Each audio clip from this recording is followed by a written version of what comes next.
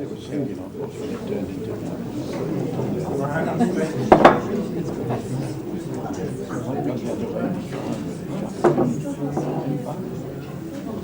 Thank you. Still a hot flush, are you? Good evening, ladies and gentlemen. Welcome to this special council. Thank you very much for your attention and for coming tonight. I'll just explain the procedure, but before that, the fire safety will appear on the board. I hope, I trust, behind us. We're not expecting a fire alarm tonight or anything like that, but if there is one, we will proceed out the doors ahead of me over there onto the car park in the area at the front, please. Okay, there's the procedure up now. This is a live broadcast, so for those of you sitting at home, welcome.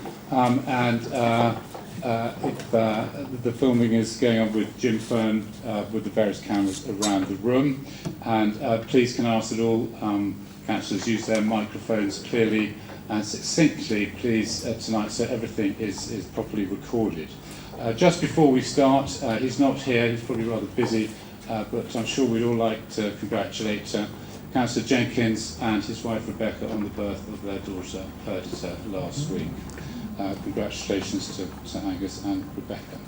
Okay, we've got some speakers here tonight. For those of you who haven't spoken in the chamber before, ladies and gentlemen, you have 3 minutes, and we'll give you a warning at 2 minutes 30 to then wind up to finish your talk. And we have, I think, 7 people coming to speak tonight and a petition. So, but I'd like to ask Claire Herbert from the Peak District Lead Mining Museum to make a statement on the impact of the closure of Matlock Bath. Thank you. You have 3 minutes. Okay. I work at the Peak District Lead Mining Museum in the Grand Pavilion in Matlock Bath.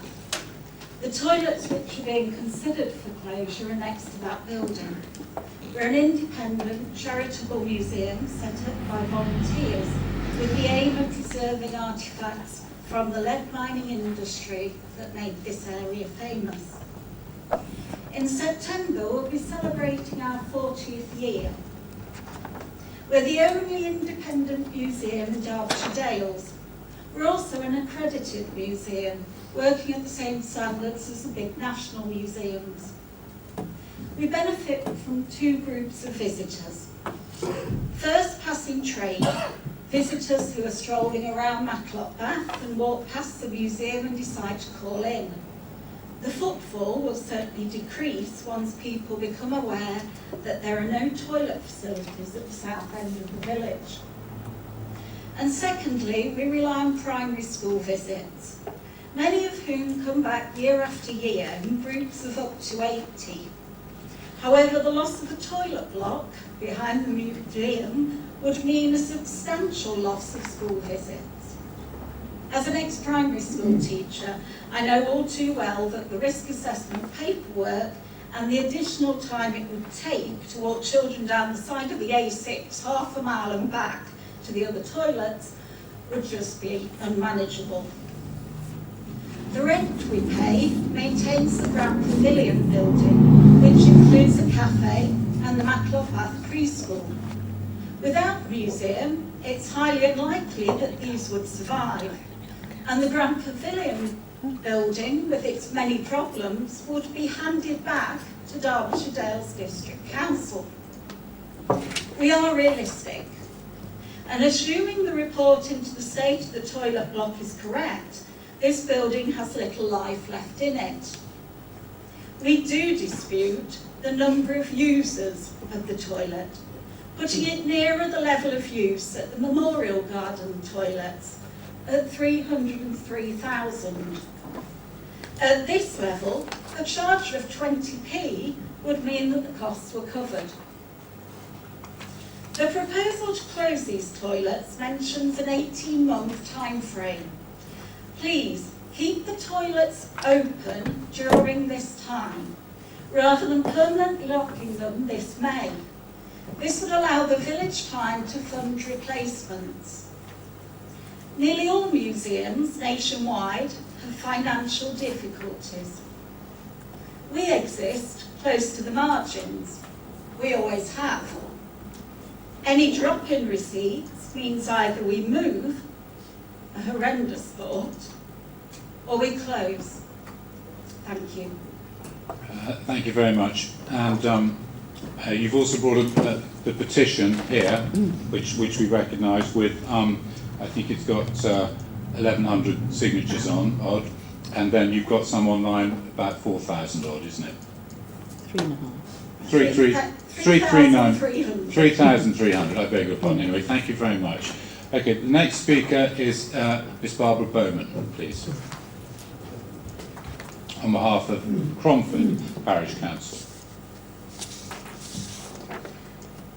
Good evening. We very much regret that the District Council has found it expedient to propose the closure of the public toilets in the centre of our village. These are well used both by visitors to the area and local people, especially the elderly and those with children. Not just tourists, but those shopping, because we are a local shopping area for some of the adjoining villages. We strongly support Cromford Community Centre and the scheme being negotiated by them with your council for a community asset transfer and for the community centre to run the facilities in the future, and we've pledged some financial support for them in this scheme. In view of the high usage, including the number of school parties which visit in the summer term and the summer tourists, we beg your council not to temporarily close the WCs in May if agreement has not yet been reached, but to continue running them until the negotiations are finalised and there can be a seamless takeover by the community centre. Thank you. Thank you very much. And now next we have Mr. John Green. Maybe we don't. We don't have Mr. John Green. We have Mr. Trevor Bowman. I beg your pardon. Thank you.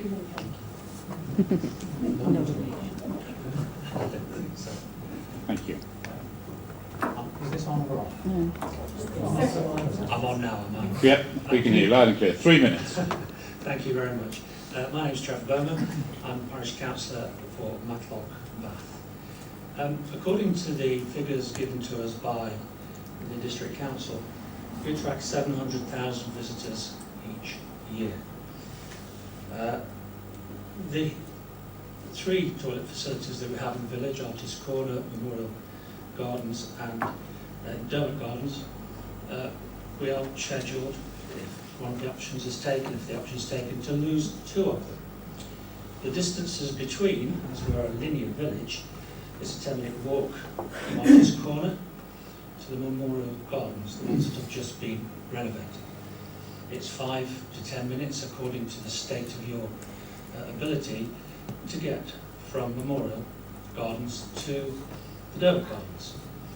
It's also suggested that we are in proximity to Matlock and Cromford facilities, but we just heard Cromford facility may not be there anymore. We think this is rather a long way for people to travel, especially as a recent survey from Accessible Derbyshire suggests that 15% of our visitors have accessibility issues. That's 105,000 of our 700,000 people. We would have liked to have seen the assumptions behind your costing spreadsheet. We see the costs, we see the conclusions, but it would be good to understand the assumptions you've made in, for example, why 20p, 30p, and what's in the maintenance costs, on the management charges that are fixed or are they not. As a parish council, we can't afford to take on responsibility either by cost or staffing for these 2 sets of toilets. But we have entered into discussion with the Development Association, with the Grand Pavilion and Accessible Derbyshire to see if we can put together a grant-funded solution, which the Development Association would lead on. However, we do need time to put that together. This consultation period has been relatively short, and we would be asking you if we could extend the period which these are open, so we can see if we can put together a reasonable solution. And finally, have you, as the council, put together any costings for the potential clean-up costs for car parks, trees and bushes that we suggest might be used around Artist Corner car park and in the Derbyshire Gardens if these facilities are closed. Thank you. Thank you very much. The next speaker is Mr. David Mould, representing the Pavilion Group and Parish Council, again to talk about the closure of public conveniences in Matlock Bath. Mr. Mould. Hello, I'm the chair of the Pavilion Group and also Parish Council in Matlock Bath. We've just heard from Claire from the Mining Museum who represents all. Should I start again? Yes, please. I'm chair of the Pavilion Group, also Parish Council in Matlock Bath. We just heard from Claire, who represents the Mining Museum, about how the proposed closure would in all likelihood close the museum with time. The reality is that children that visit the mine at the top of the village wear overalls, handle dirt and mud, and then come down into the village, go into the public toilets and wash their hands before entering the museum. There is no alternative to that. This will not be able to happen should the toilets close. The Pavilion Group wholeheartedly support the Mining Museum and statements and can state that there is no alternative.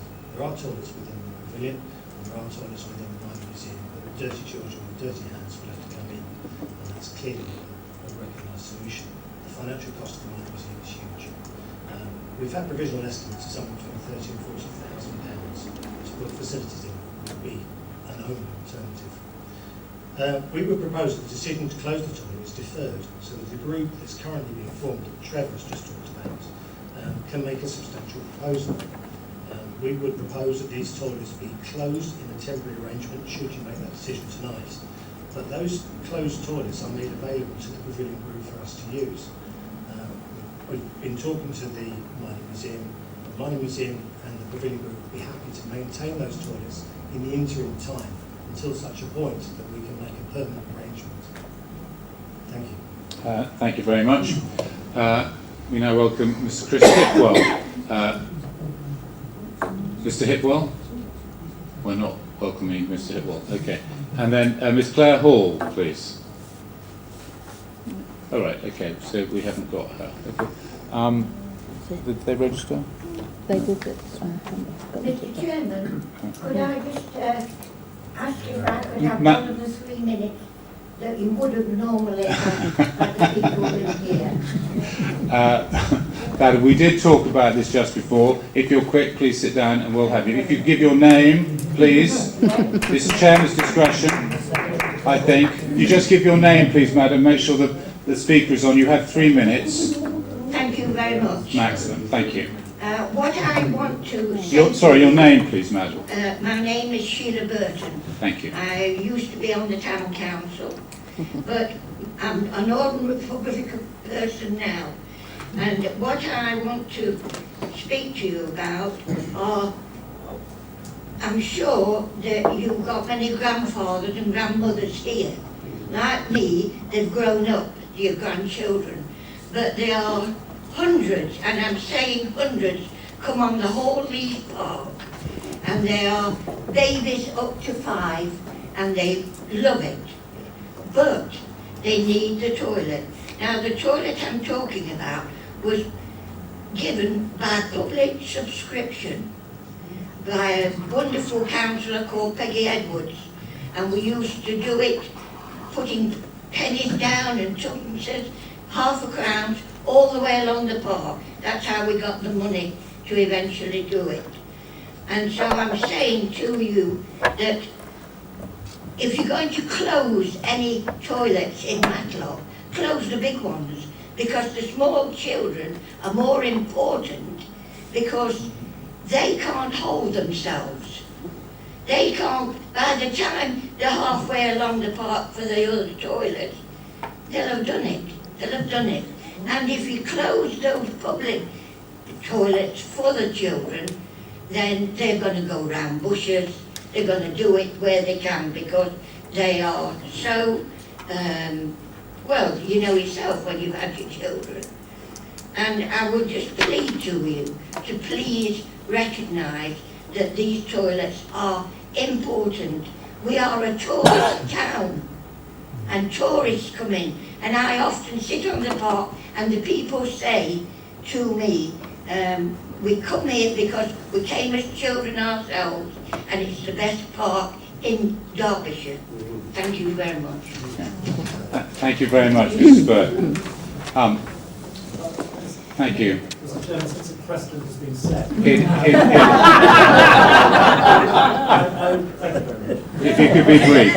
If you give your name and address, there's nobody else, is there, out there? I think this is very irregular, but it's important. Yes, please, your name, please, and no more than 3 minutes. Peter Dobbs from Ashbourne. I'm talking about the Ashbourne Recreation Ground public conveniences and a proposed closure. And I'm taking a slightly different angle. I'm saying that it goes without any mention from me that public conveniences adjacent to a children's play park, a parkland and a recreation ground are clearly important. My point is that you are called upon to make a decision based upon things that you'll hear this evening and things that you've read. And I believe that in those things that you've read in the final report, there's information which is incomplete, inaccurate and misleading. I'm taking my examples solely from Ashbourne because that's my interest. Firstly, a key omission appears to be usage for Ashbourne Recreation Ground toilets.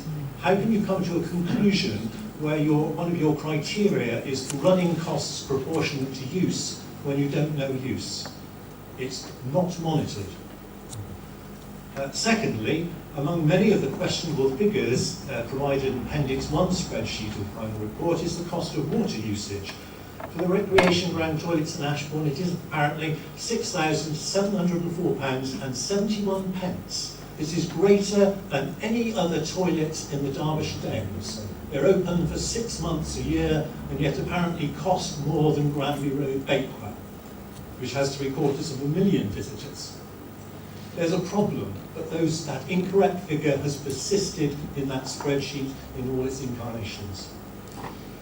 Finally, in Appendix 3 of the agenda for today's meeting, in the section on Ashbourne Recreation Ground toilets, it's suggested that a new pavilion on the recreation ground will have a public toilet.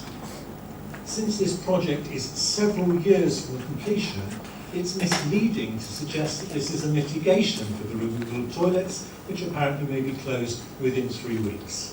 Incomplete, inaccurate, misleading information does not help informed, balanced decision-making, and I urge you to resist the call for closures at this meeting. Thank you very much. Okay. Can I just remind members of the public now we're in session now, and it's only members who are due to speak. You've had your chance now, and you've delivered it very well. Thank you all for contributing. I erroneously asked, I should have asked for apologies first. Can we have apologies now? Jackie. Yes, Chair. We've had apologies tonight from councillors Bull, Donnelly, Graham Elliott, Councillor Horton, Millwood, Purdy, Shirley, Timenham and Wilde. Okay, thank you very much. And we've had the public participation, as you've noted, and any interest, please. Councillor Jenkins. Please, Chair, I have a pecuniary interest in Monsell Head as I'm a director of a company that could possibly be part of the negotiations if their closure decision is made. Right, thank you very much. Any other interests, ladies and gentlemen? No, thank you very much. Well, if we're going to move on to then agenda item 4, the review of the public conveniences, the final report. We've looked at how we're going to take this, and we're going to take it in 3 sections. The first is going to be taking recommendations 1 to 4. Secondly, we're then going to have the closures numbers, which is in effect with 5 and 6. So we'll have a separate vote on number 5, and then separate votes in 6 on all the sites mentioned in the particular in the report that we have here now. And then the last part, the third part, will be the recommendations 7 and 8 together. Okay. Councillor Pawley, did you have a point? Yeah, point of information. Point of information? Microphone. Microphone, please. Yes, point of information referring to recommendations 4 and 6. Artist Corner is not included in recommendation 4, although it is going to go before the commercial board. I wanted to know why it is not included in It's included in recommendation 6. It's It's included in recommendation 6, Chair. Yes, but why is it included in recommendation 6? Is it because that it's going before the commercial board for sale privately for somebody else to run? The two that are recommended, Maple Recreational Ground and the bus station. Okay, we'll get on to discussion with that when we get to it later. I just want to know if that is the reason why it's included in 6, because it's not going to be run by the district council after the commercial board have discussed it. The main difference between recommendations 1 and 4 is that those decisions have already been made by the council, so they are irreversible, and from 5 onwards they're open for discussion tonight.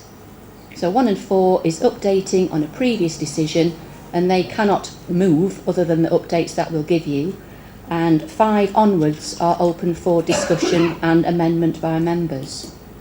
So we cannot make an amendment to 4. Recommendation 4 is updating you on a decision previously taken. You'll see as we get through this, when we get through the updates, councillors, we'll be updating you on things that have happened since the last meeting, which you may want to accept as part of recommendation 6. Okay, could I just ask one more question, Chairman, please? Please, well, we've got a lot of things to get through tonight. I Please. know we have, but I just want at least one more point of information there. It's very important, this. Are we going to look at each of the recommendation 6, are we going to look at each as an individual, or are we going to vote on And there will be a separate vote on each individual site. I just said that, yeah. Thank you very Okay. much. Thank you. All right, okay. Thank you very much. Right, but first of all, we're going to have an update on the actions since the last meeting, which is important to get, so everybody knows it's very fluid, this situation, as you, excuse the pun, this situation. Sandra's going to give an update on that, which is helpful to everyone in the room, please. Sandra. Okay. Right, thank you, Chairman. So we met on the 8th of March, and you made some decisions which we've tried to progress, and there are some updates which I can give you tonight, which may impact on the decisions that you take later. And it certainly updates on some of the views that have come through by members of the public. So to take each one in turn, the first recommendation is progress on the community asset transfers. Now at the last meeting, you noted delegated authority given to me to progress community asset transfers at Ashford, at Wirksworth, and a lease arrangement at Eyam. Since then, I'm pleased to report that we have agreed heads of terms for a community asset transfer of the toilets at Cromford to the Cromford Community Centre Association.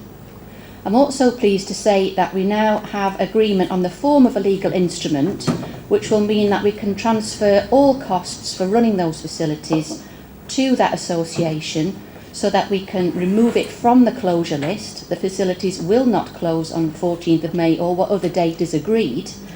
We have this instrument which will bridge the gap between now and a community asset transfer can be agreed. The terms have been, as I say, agreed by the association, so that's really good news. One slight update on Cromford, which you may or may not know, those facilities were subject to vandalism recently. Someone tried to ignite the baby changing unit there. Thankfully, they weren't successful in their mission. But I think what's really good is that this local connection can make these facilities much more secure and safe to prevent that happening in the future. So one thing to update there, Cromford comes off the list of the facilities in recommendation 6. The second one is regarding charging, which you agreed at the last meeting. We've had a successful meeting with Healthmatic, who have won the tender to install the equipment in the 6 facilities you've already agreed. It was quite a good meeting. We now know what the installation plan will look at, and we have an 8-week lead. We envisage that charging will be installed in all of those sites and go live by the end of June 2018.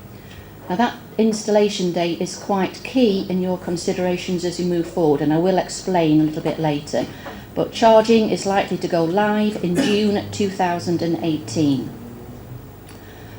The facilities at Bonsall and Bradwell, you learnt at the last meeting that there was some interest there from the parish councils to take on the facilities by way of a community asset transfer. We have some title issues both at Bonsall and Bradwell.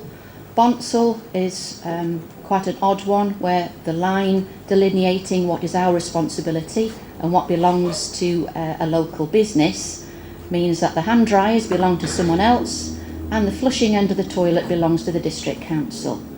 So we can't prove absolute title in order to transfer the whole of the facility to Bonsall. And it's in the hands of the land registry at the moment, and it does go very slow, but we are pushing at every possible opportunity. We also have a situation in Bradwell, and this is a tripartite matter involving ourselves, the parish council and Severn Trent Water. And Severn Trent Water, we're finding them particularly hard to get at the moment, to get them to a table, so that we can sort this out and to offer Bradwell Parish Council heads of terms so that they too can take on their facility.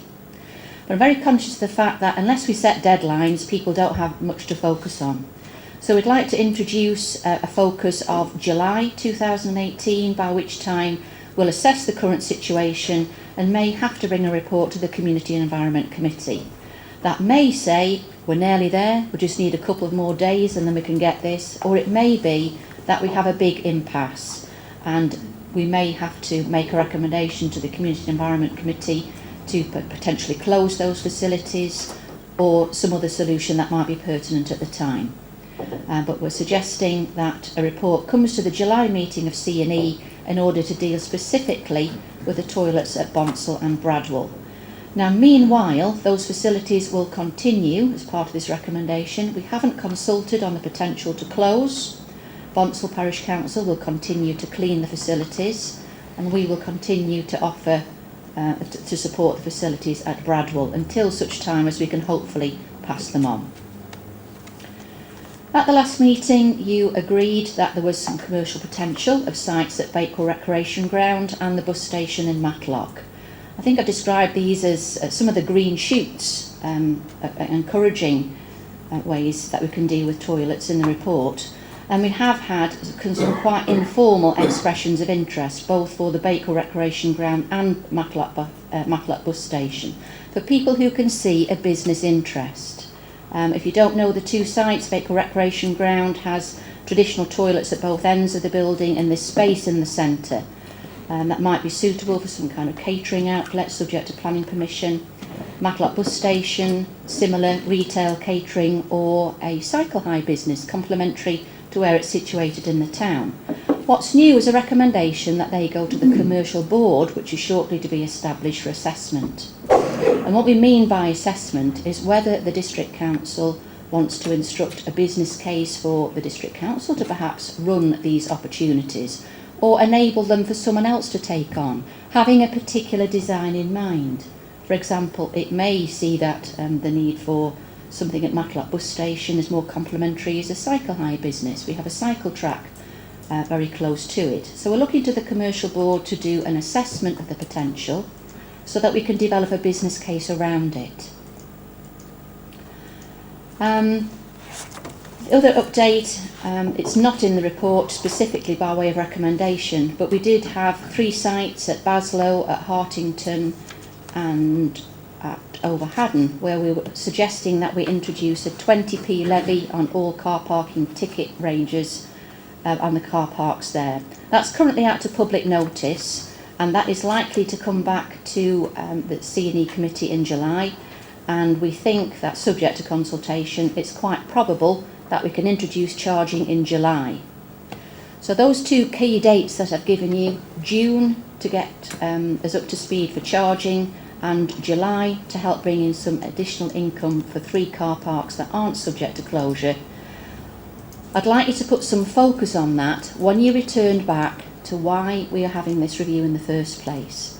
And it sets out in the report why this review is so important in terms of meeting your commitment for savings in support of your medium-term financial plan. This entire package of proposals aims to make £240,000 worth of saving. And at this stage, particularly as you move forward, when you're looking at potential dates for closure and those facilities which you may wish to close, that all impacts on our ability moving forward. We do have to get our facilities up to a particular standard of cleanliness before we start charging, and we have to keep them there. We've had a very clear message from the public during the consultation that they are willing to pay. 20p in response to one of the public's question was the most favoured level, so we have the public support there, but in return they expect quite high standards, and something needs to change there. We have very limited staffing resources to direct to keeping the toilet facilities going, and it's a very delicate balance as how you can upset that equation or stretch it to change much of the project overall, but that's your job. We think we've come up with recommendations which seek to address this problem for the whole of Derbyshire Dales, but I understand that there are local sensitivities and that's the politician's job. So happy to take any questions on the update, and once you've dispensed with those you can move on to the more contentious recommendations I'd suggest in numbers 5 and 6. Councillor Rose.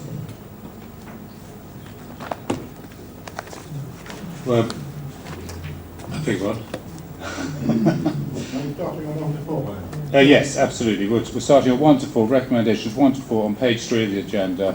Well, I hope, I certainly endorse everything that Sandra said about the need for the package to work out correctly, otherwise the medium-term financial plan, which is a very serious matter, will not be achieved. And, you know, none of us take great pleasure in debating the closure of council facilities, a discretionary service such as public conveniences, but we are in the position we are in, and that is not an unusual position when you look around the councils in the area and what they've done, haven't done, both in charging and in closing terms. But I hope that recommendations 1 to 4 are not particularly controversial or in the right direction, and I'm happy to move those 4 recommendations en bloc, including Cromford in recommendation number 1, as that's now gone out of the closure list into the actions list. Councillor Catt. Thank you, Chair. I'll second that proposal. I'm pleased to see that Cromford has moved out of 6 and is now within recommendation number 1, and that these first 4 recommendations do deal really with noting action that has been taken following decisions that the council has already taken. So I would have thought that it should find support from across the council. I accept that once we get on to recommendation number 6, we will be in much more controversial area. Thank you. Councillor Swindle. Thank you, Chair. Can I ask a question about the charging, please, Sandra, with particular focus on the mechanism or the device that's used? I've been around my parish council in the last month giving annual reports, and this is obviously something that's come up, and a number of questions have been asked. And one of those was that 20p charge, fine, they understand the reason they voted for it, which I'm sure a lot of us, it's better to charge and keep the facilities than lose them altogether. But one of the points that came out was that in time we may want to charge more because rates of inflation are not covering our costs or what have you. And one of the points that came forward was whether there be a cost to the council of changing the mechanism on the door, or is it a case that we can actually alter that as a district council ourselves as and when the need arrives? Because a lot of people are saying it's all right charging, but you're going to be using that money when you want to change that charge to alter the machinery or mechanism. Just a couple of comments, Chair. One to Councillor Rose. We believe we have a new Secretary of State for Communities and Local Government today. It's all about bridging our funding gap, but it's also about making sure we get some more money from local government to cover these sorts of things. So I'm hoping you will renew your efforts to try and get some more money. I think it's Mr. Brokenshaw, isn't it? And his dad was the chief executive of a local council, so hopefully he'll understand our needs quite well. The other comment, Chair, with regards to the recreational ground in Bayport, I've sort of taken to the idea of a commercial venture there. Bakewell's lacking something in the park. It's a great park, Bakewell, but something a bit like Matlock House with the cafe in the park. And I hope that we could see something like that in Bakewell. I think it would be really good for the recreational ground there. Okay, Councillor Pauling. I beg your pardon, sorry. But could Sandra answer the question, please? I beg your pardon. I'm too keen tonight. So just to quickly update you on the charging, it is 20p. Council agreed at the last meeting that those charges would be fixed for 2018-19. It is possible that you might want to review this, as you will, to see if you want to increase them. And it's my understanding that the staff will be given a basic level of training so that they can amend that charging structure. On the large facilities, it's pay, and there's like a paddle gate system that opens. On the single door, you put your money in the slot and the door opens and you have to press a button to get back out again. That would be on the parent and child changing facilities and disabled facilities. Also able on the paddle gate systems to pay by debit card, that kind of thing. And it's any coin combination, not just a 20p piece. Just one word of encouragement for the recreation ground. The meeting with Healthmatic, they've been round to visit all of our facilities and they can see a tremendous boost to Bakewell Recreation Ground if there is another facility in that block, and they've recommended to us that we might want to reevaluate the potential there because it would be a significant boost in numbers as a complementary activity. Councillor Pauling. Yes, thank you, Chair. I'd like to propose an amendment to include Artist Corner, and I can give you the reason why I want to propose that amendment. Karen. If you look at recommendation 6, the first paragraph, it's very easy just to look at the table and what's said in the table. If you look at the first paragraph there above the table, it says closed and decommissioned for the reasons given in the report, and actions to dispose of the assets following the closure are approved. That is a recommendation to dispose of assets, and I feel that it should go to the commercial board to be looked at as to be kept in-house, turned into a cafe and toilets, as we are suggesting for Bakewell Recreation Ground and the bus station Matlock. Sandra, do you want to comment on that? The recommendation regarding to Matlock Bath Artist Corner does say to refer the project to the new commercial board to assess the potential for alternative commercial use and or disposal on the open market.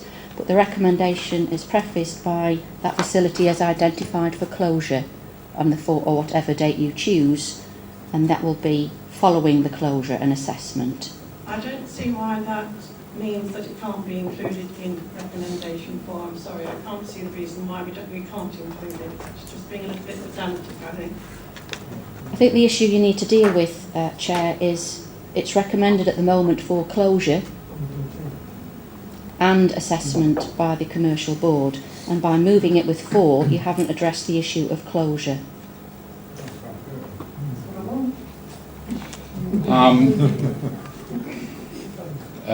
Does it find a second at that? Hold on. Yes. Councillor Botham. 1 second. Take a vote on that, or do we debate? Debate. Debate. Yeah. Okay, can we have a debate on... Can you repeat, please, your amendment? Yes, the amendment is to include, at the moment, Artist Corner is included in recommendation 6. I want it taken out there and put in recommendation 4. So it is not recommended for closure, it is recommended to go to the commercial board, then to discuss. Okay. Right, so that's found a seconder, Councillor Botham, and so we are now going to debate that and then take a vote on that amendment before we carry on with items 1 to 4. We'll try to take this very slowly, folks, okay, so we all know exactly where we are. Who have we got next? We've got Councillor Martin Burford. Yes, I've got to ask a question about what charging to start with. It's in the report, but Can you use a mic? Can Sunderland just outline the ballpark cost and average cost of a charging facility? So I think we've got to talk about the amendment, which is, yeah, hold on.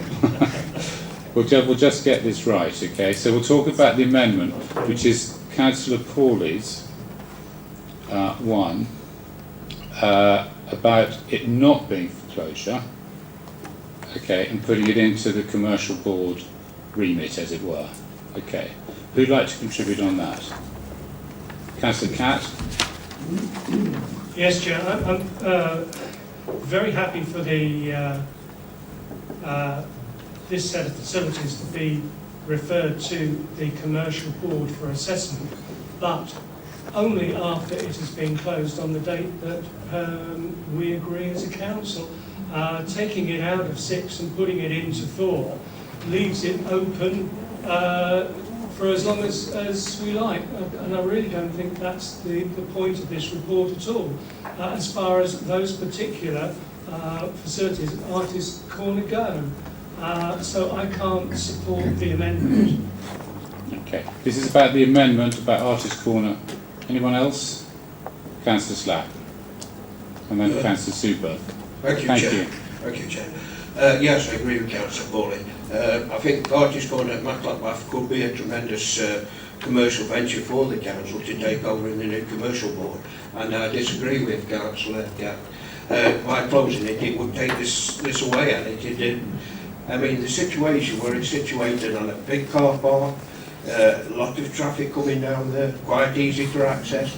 It could be quite a good commercial venture for the council to take over, and could make the council a lot of money in the long term. So I think it's short-sightedness indeed to close this facility, and I agree with Councillor Pawley 100%. Thank you. Councillor Sue Burford. Thank you, Chair. Just listening to what's been said, especially by Councillor Pawley, obviously we didn't know before we came to this meeting that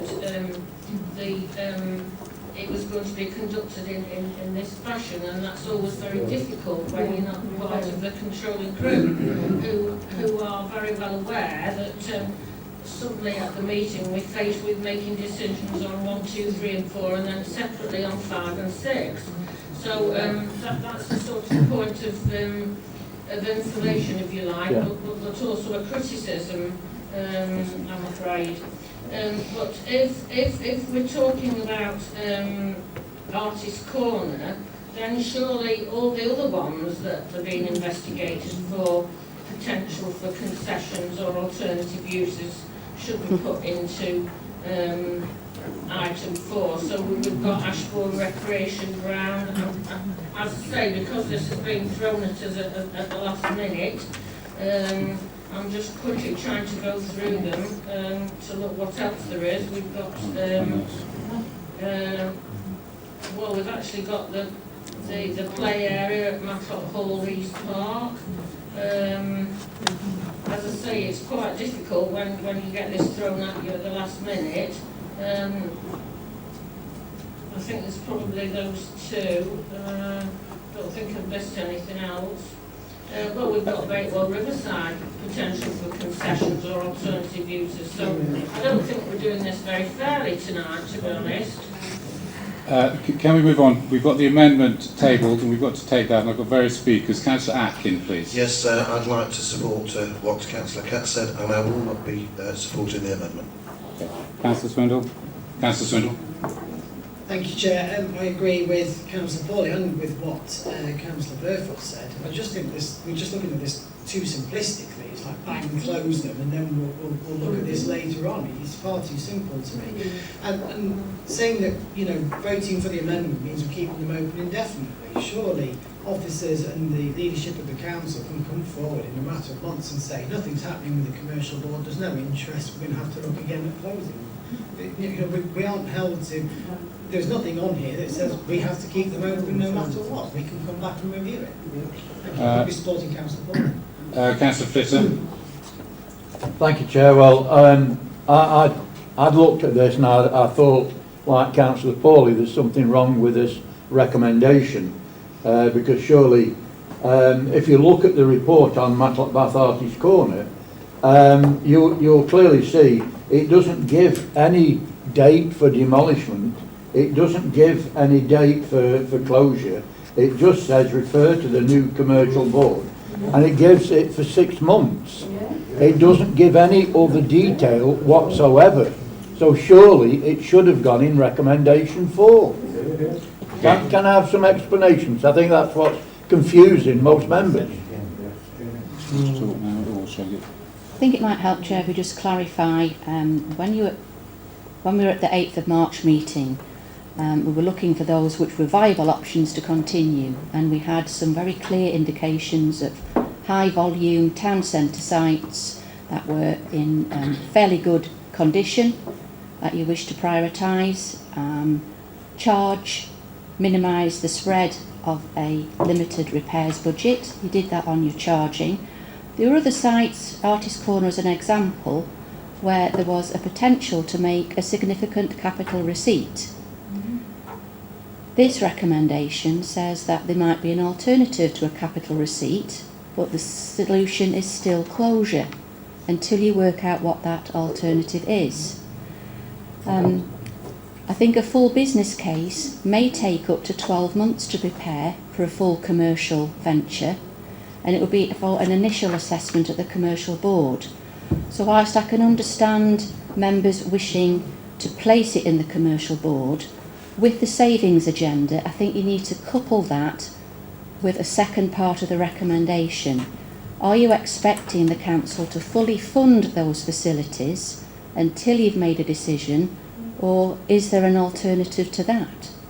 Is someone else willing to pay for them, or perhaps there may be potential to charge on them? Is that the way that you'd like to see them move forward? Say, returning back to the beginning, this is all a very finely balanced financial equation, and recommendation 4 is simply an update from last time.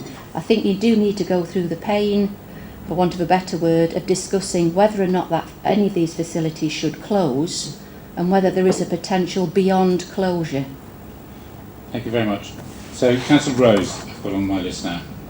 Well, I think this amendment's a bit disingenuous, actually, and I'm sure the mover and seconder know that it's a fact. I mean, there's clearly a difference between the commercial board looking at the Baker Recreation Ground and Cross Station at Matlock to remain open, and a difference between the commercial board looking at sites which are to close. Now, there would be a hope, but without giving any guarantee, that a commercial solution might be found that would certainly involve the provision of toilets. There's no guarantee about that, and certainly I'd like to see that happen at all these parks without any doubt, but whether it's possible at Matlock Bath Artist Corner, I just do not know, and it's something that Sandra said is going to take a bit of time to develop. There was an attempt, members will recall, to do a deal with the canoe club, but it sadly did not come to anything, which is a shame, because that was an opportunity lost which might have solved this particular problem. So I urge members to reject the amendment. It's simply an attempt to postpone the closure of a particular set of toilets. Councillor Irene Ratcliffe. No, Chair, Oh, it's mine. Oh, sorry. I beg your pardon. Councillor Bowden. Sorry, I beg your pardon. I beg your pardon, sorry. Sorry. I agree that it should be kept open until we've decided whether or not we're going to go to the board with it. And I'd also like to state that I think, along with Councillor Burfoot, that the Hawleys Park area be treated in the same way, so amending an amendment if you like, because I think it would be, I think it's ludicrous that when we're just coming up to the tourist season, which starts in May, that we're talking about shutting toilets in the 2 tourist hotspots that bring visitors to Derbyshire Dales. Councillor Finesse. Thank you, Chair. I mean, is there a problem with Artist Corner being included in 4 and 6? And if there isn't, maybe Councillor Portman we might reconsider. No, I know it wasn't the amendment. Right.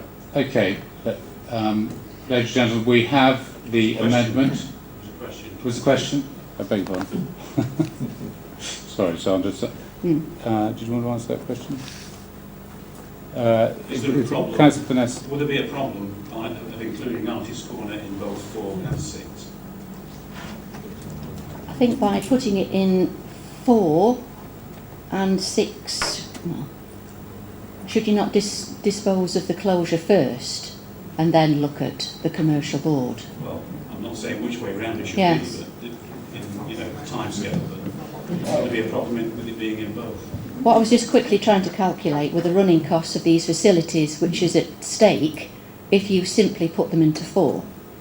And the running costs at Hall Lees and the bus station, by my calculation, are worth about £43,260 with no staffing on top.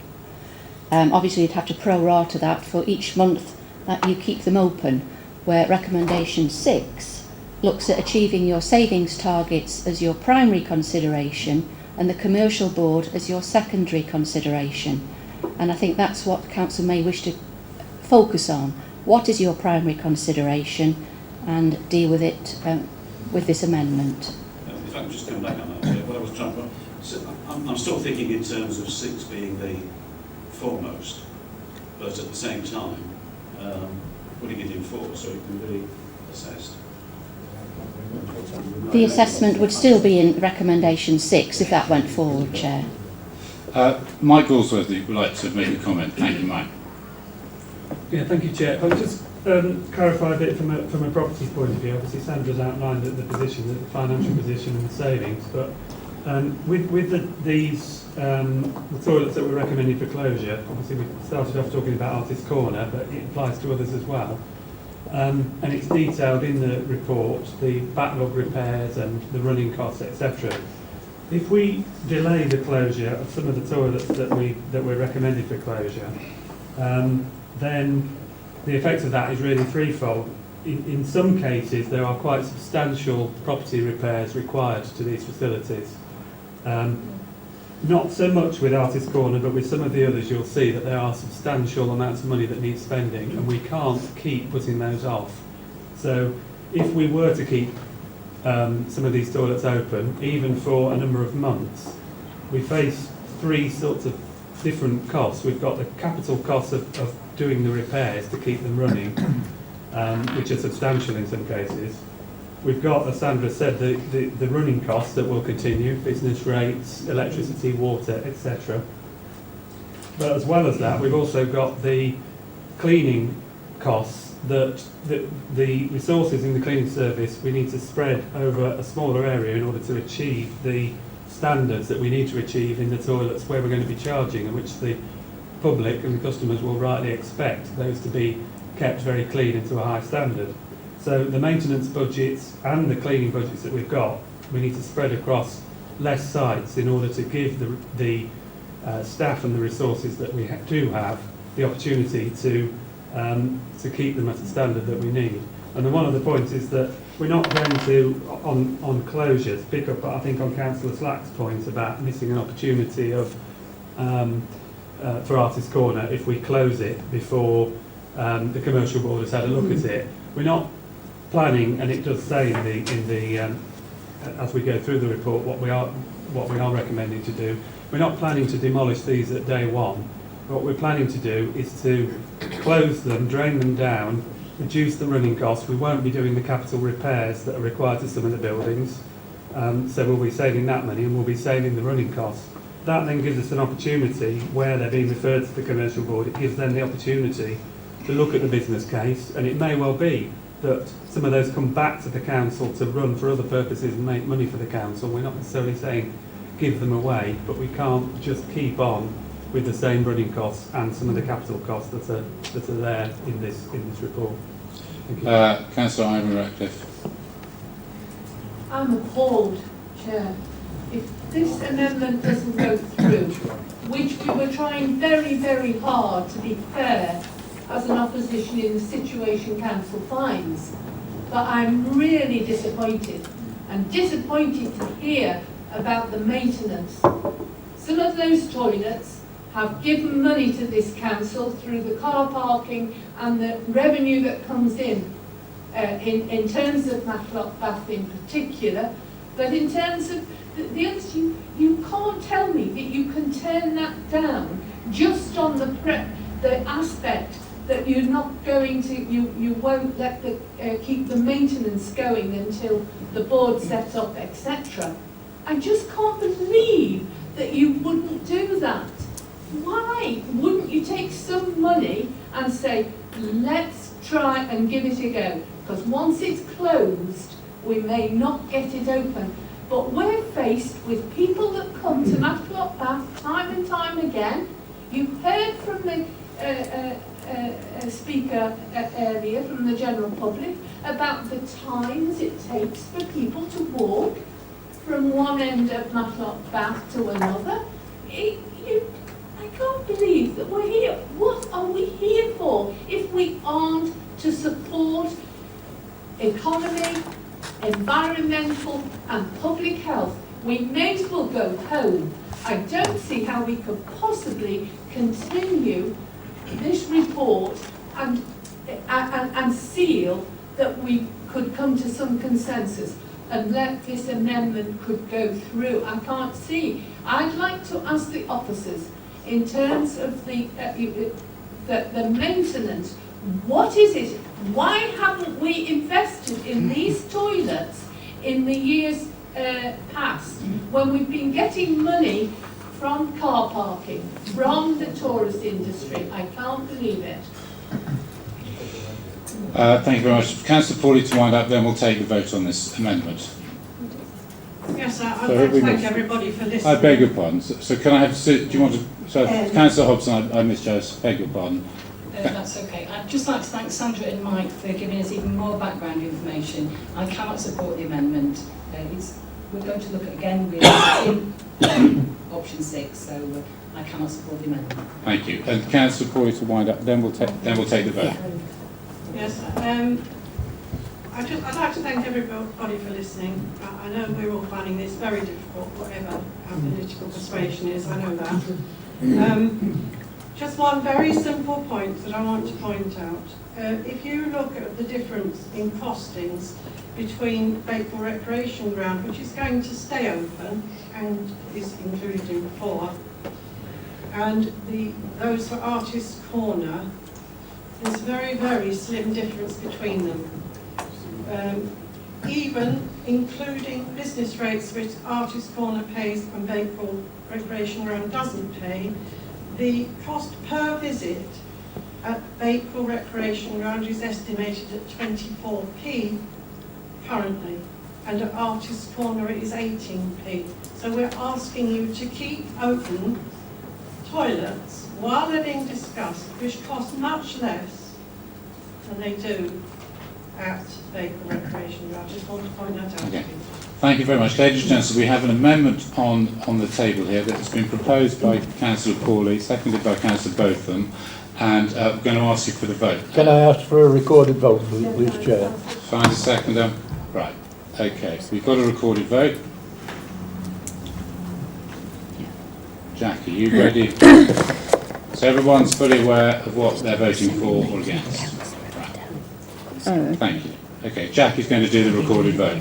Right. Start with Councillor Atkin. Against the amendment. Botham. Bright. Against the amendment. Martin Burfoot. Sue Burfoot. Cat. Against. Chapman. Against. Elliott. Against. Fitzherbert. Against. Flitter. For. Froggatt. Against. Furness. Against. Hill. Against. Hobson. Against. Jenkins. Against. Massey Bloodworth. Against. Monks. Against. Morley. Against. Murphy. Against. Pawley. For. Irene Ratcliffe. For. Mike Ratcliffe. For. Rose. Against. Salt. Against. Slack. For. Statham. Against. Stevens. Against. Swindle. For.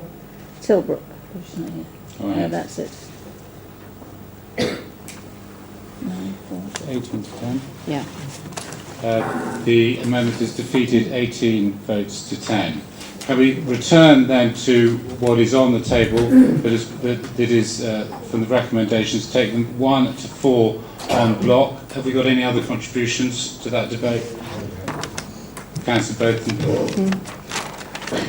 I mentioned earlier that I agreed with the amendment that Councillor Pauling on the table, and I'd like to put another one on the table that I mentioned.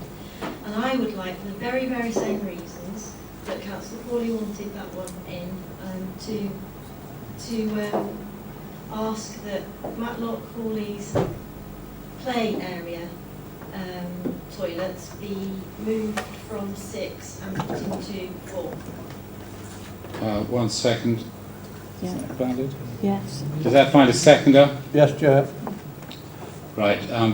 Does anyone like to debate that? What was it? I didn't hear it. It's a similar lines to the first amendment, in that Matlock Hall-Lees is taken from 6 and put into 4, so i.e. not for closure. Correct? Are you happy with that? Can I raise a point of order, Chairman? Certainly.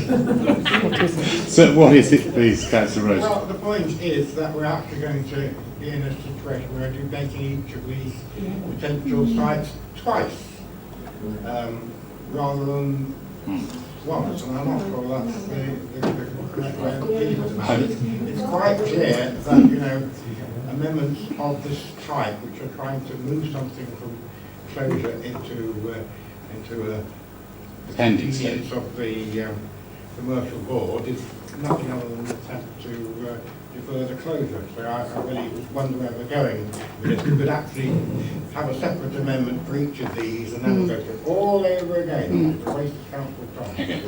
Well, we've got this amendment now on the table. It is seconded. I'm going to put it now to the vote.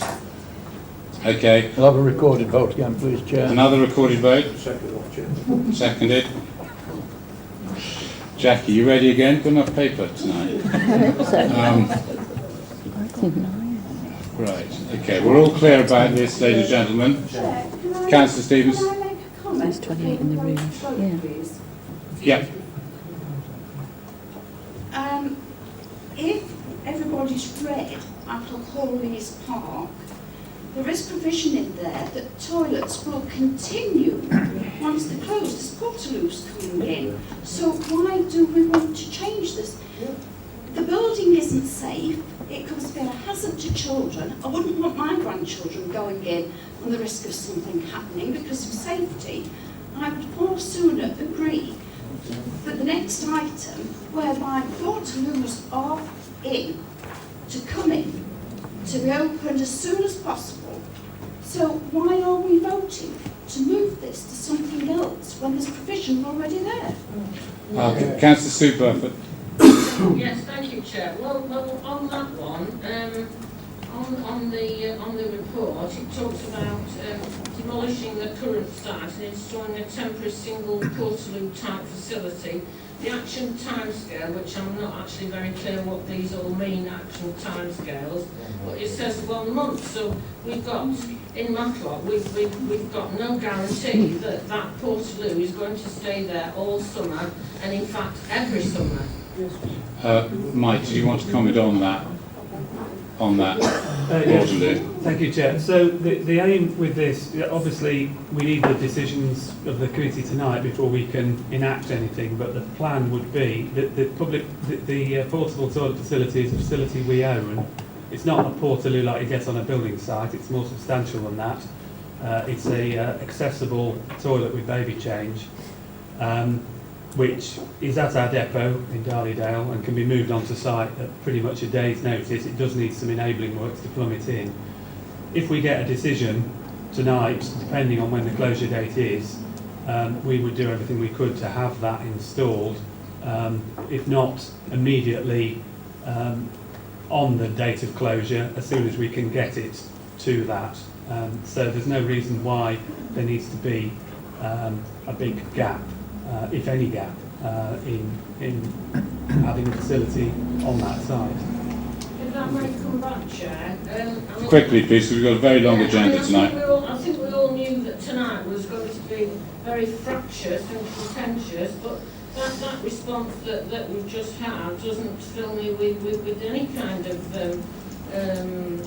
optimism or confidence, actually, because, you know, we're talking in item 5, under recommendation 5, that the closure of toilets is set at the 14th of May, and that's right at the beginning of the busiest season, with no guarantees that this Portaloo type facility is going to be there for more than 1 month. I've not heard anything to tell me that Hold on. we're going to be assured it'll be there all summer. Mike can answer that, I think. Mike. Yeah, the plan would be to install that there for the seasonal opening times that the play area toilets would normally be open. There's a picture of it there up on the screen. That is the facility. It's sitting in, we own it outright, sitting in our depot in Derbyshire Dales. It's got an accessible baby change facility toilet inside. So it's a question of dropping that onto site and installing the pipe work. It plumbs into the sewers and the electrics that are already there. So without giving a guarantee of an exact date, within a couple of weeks we should be able to get that installed and operating. And there's no reason why that can't, what the plan would be that would stay there when the play area toilets, the dates during which the play area toilets would normally be open, because obviously they're seasonal. Councillor Blitter.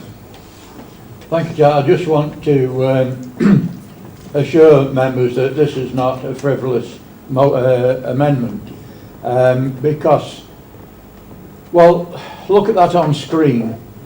You spent over £6 million on Matlock Park, making it into one of the best areas of Derbyshire Dales, where people flock to, and we're going to put a container at the bottom, and there's no talk about how we're going to screen that. No options have been discussed at this particular point, and I do want to keep the negotiations going, because I believe there are opportunities, but that does not fit within the scheme of Matlock Park. A container in the corner without any guarantees at all of how long it would stay there, or even if it would ever come back once it went away. It is a temporary solution. So this is not frivolous, it is a serious concern. Councillor Slack. Thank you, Chair. Again, I must, the other side is saying now that it's a delaying motion for closure. It's not a delaying motion for closure. Councillor Flint has already said you can't put a body cap in a wonderful bar like Matlock. It's one of the jewels of Derbyshire Dales. I mean, tourists come here and then they'll say you've got body cabins now in the park. I mean, it's absolutely outrageous. And there's a great potential for commercial development at the bottom of the park, again, with ice cream parlours and all kinds of commercial activity, which would bring money into sport toilets. We, again, short-sighted in just blanket thinking, closing things and not looking seriously at it. And I can't agree with that it's a delay motion. It's not a delay motion whatsoever. Thank you. Councillor Elliott. Thank you, Chair. I'd just like to comment on what Councillor Stevens has already said, and I'd like to go along with, a backer on what she said. We saw some photographs which were taken by the Deputy Mayor at the last Matlock Town Council meeting, and looking at the state of them, I certainly would want my grandchildren to use the portal. If we can actually have confirmation that this will stay there all summer, then I'm prepared to go with this. Thank you. Did you want to answer that? I think Mike's already answered the question, that if the motion goes forward, the Portaloo will be put there as soon as we can reasonably get it, and I think you can have a high degree of confidence that when officers say that they will do the best they can, that is what they will do to coincide the timescales, and the Portaloo will be there for this year's seasonal opening, which I guess is to the end of October. Okay, we'll take 3 final speakers, then we'll go to the amendment.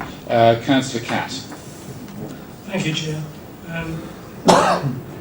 We always knew we were going to, at one point, come to these very, very difficult decisions on the ways in which we needed to fulfil our commitments under the medium-term financial plan, and that's where we are this evening. but for the same reasons as for the previous amendment, I can't support this. Councillor Martin Burfoot. I just want to back up what Councillor Flitter said in terms of this Portaloo. A few months ago, last year in fact, Matlock Cricket Club trying to get a sign welcome to Matlock Cricket Club approved, and it was refused, or it's recommended for refusal by officers on the grounds it was going to have an impact on, a serious impact on the conservation area. It's only a stone's throw from where you're going to site a porta cabin.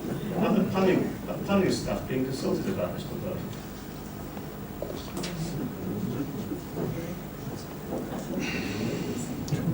Yeah, thank you, Chair.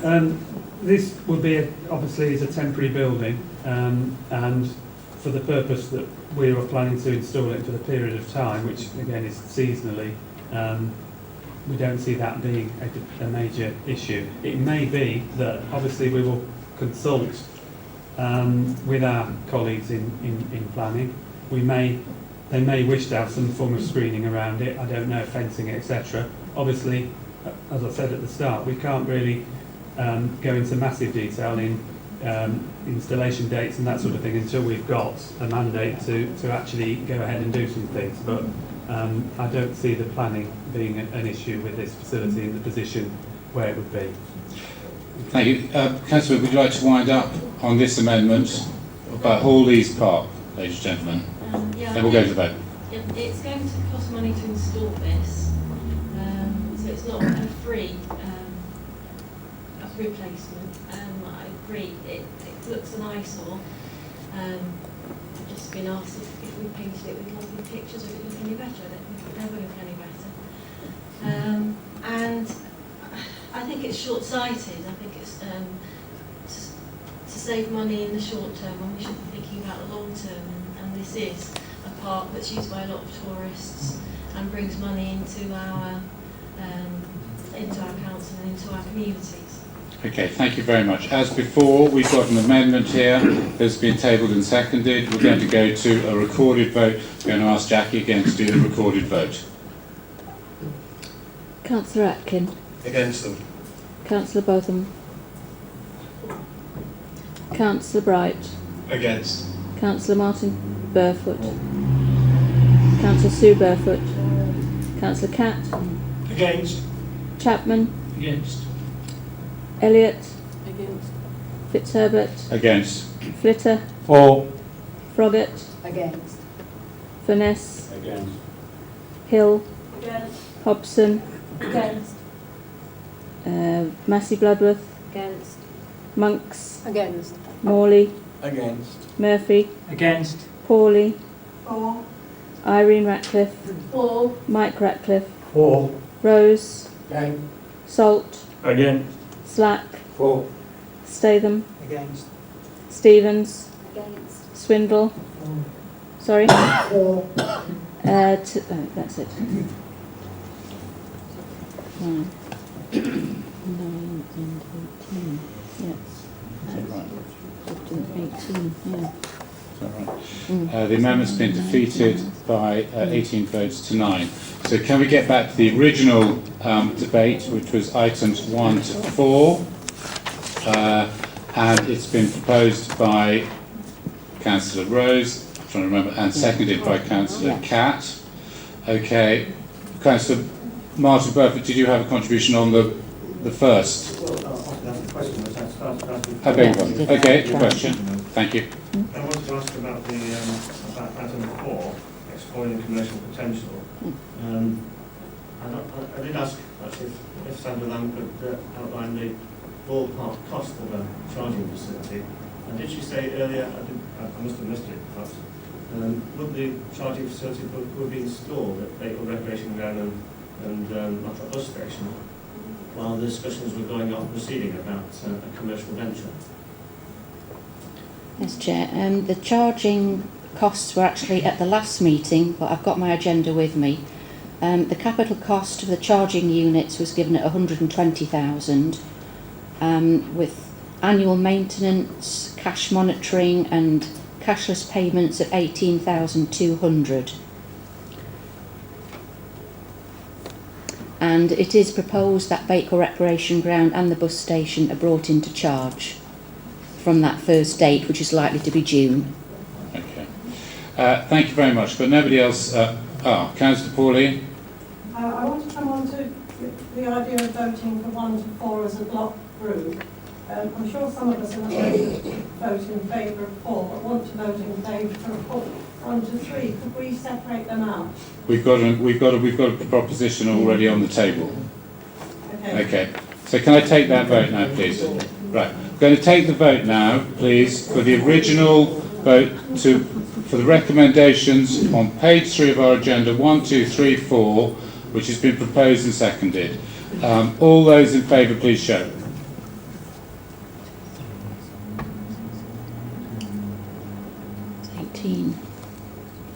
Okay, hands down. All those against, please show. 9. Okay, so that's been approved. Thank you very much. We're now going to go on to item 5, and Sandra and her team are going to take us through number 5, which is on page 3, the effective date of decommissioning closure of toilets to be dated to be set at the 14th of May. Tim's going to take this. Thank you, Chairman. The date that we've selected, or the date that we've recommended here, is 2 weeks from now, and the idea of that date is to give officers the opportunity to signpost to alternative facilities on site and on the website and so on. The date's also deliberately before charging is introduced at the other units that we're introducing into charge, which allows us the opportunity to use the staff that we've got to get those units up to spec, to get them clean and tidy and up to the standard that people will expect once charging is introduced. I would also refer members to Sandra's comments earlier about the basic reason why this review is before Council, which is it is to save money. We are setting, or we're suggesting a date that enables us to make savings within this financial year. I have to take any questions. Councillor Rose. Well, Chairman, this is something we've debated to a certain extent already, and no doubt we'll do so again. But I would move that the closure of those toilets that are decided to be closed, the debate yet to be held, incidentally, under item 6, do close on the 14th of May 2018. Councillor Bright. I'd like to support Councillor Rose in that and second the proposal. We're in a situation where we have to make savings. It's an unfortunate thing, but we are in that position. Anybody else caught my eye?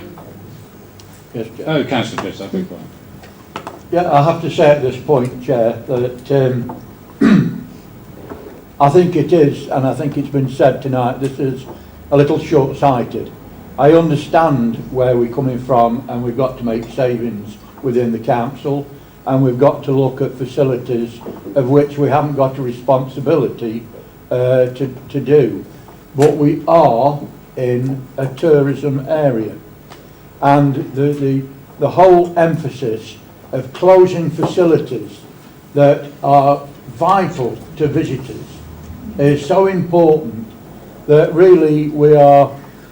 Has anybody ever considered what we will do to the tourism income if we don't provide the services that we are providing at the moment? They may not be A1 facilities, but they are facilities.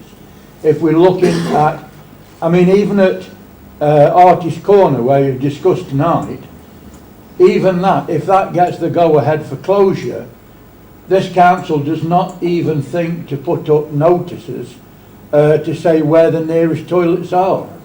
And if we are looking at a 10-minute or a quarter of an hour walk, I'm going to say that you're going to have a pace on, because I can't get to Matlock Bath in a quarter of an hour from Artist Corner. So there's a lot to be desired in this. The whole emphasis of closing toilets is just beyond belief, and it will have a detrimental effect on tourism income. We're already seeing that on car parking income, and we will continue to see it decline as we go along making these cuts. Councillor Swindle. Thank you, Chair. Just a quick comment and then a question if I can, for clarification. But I completely agree with what Councillor Flitt has just said. In public toilets, okay, people come along and find there are public toilets. It may not damage our tourism and our local economy the first time round, but particularly being a fairly new dad, if I go somewhere and find there aren't public toilets or that monstrosity in the park, then I ain't going to go back. And in the long term, that's when our economy is going to be hit, and that will be everything from the people we've heard tonight to the local shops to the person who sells ice creams in the park. Everybody's going to take a hit from it. But just a clarification, Sharon, the order of the recommendations. We're going to decide what date we close them, and then we're going to decide if and when, which ones we are going to close. Surely we debate the closures and then agree the date that's going to happen. I'm really confused by this. It's almost like chicken before the egg.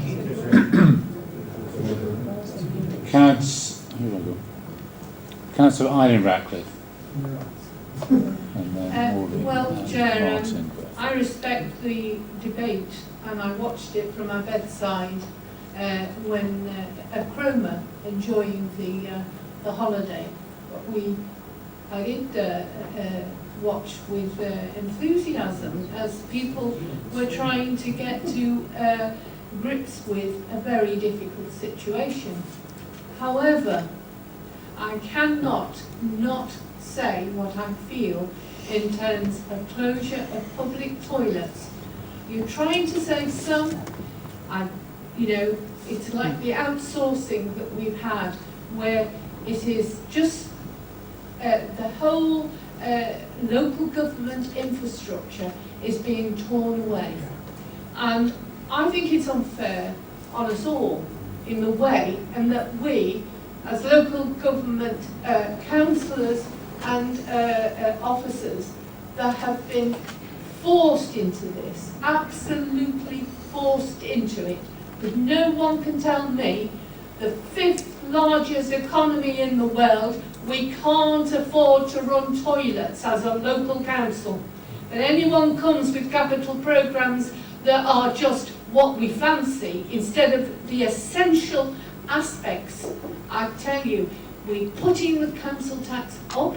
I know it's not as much as we did, but we didn't put council tax up before. Oh, it seems quite all right because nobody wants us to pay tax. I tell you, everybody wants toilets when they need them, and it's the most vulnerable. I have worked in health and social care in Derbyshire Dales for 40 years until I retired. And I do not say, and I will say, it is wrong. We should have had more vision. Now, I know the officers are trying to do what they say, but if you don't go back to your government, for those of you who have voted for this, I feel like someone who rang me and said, go to jail for it. I tell you, if you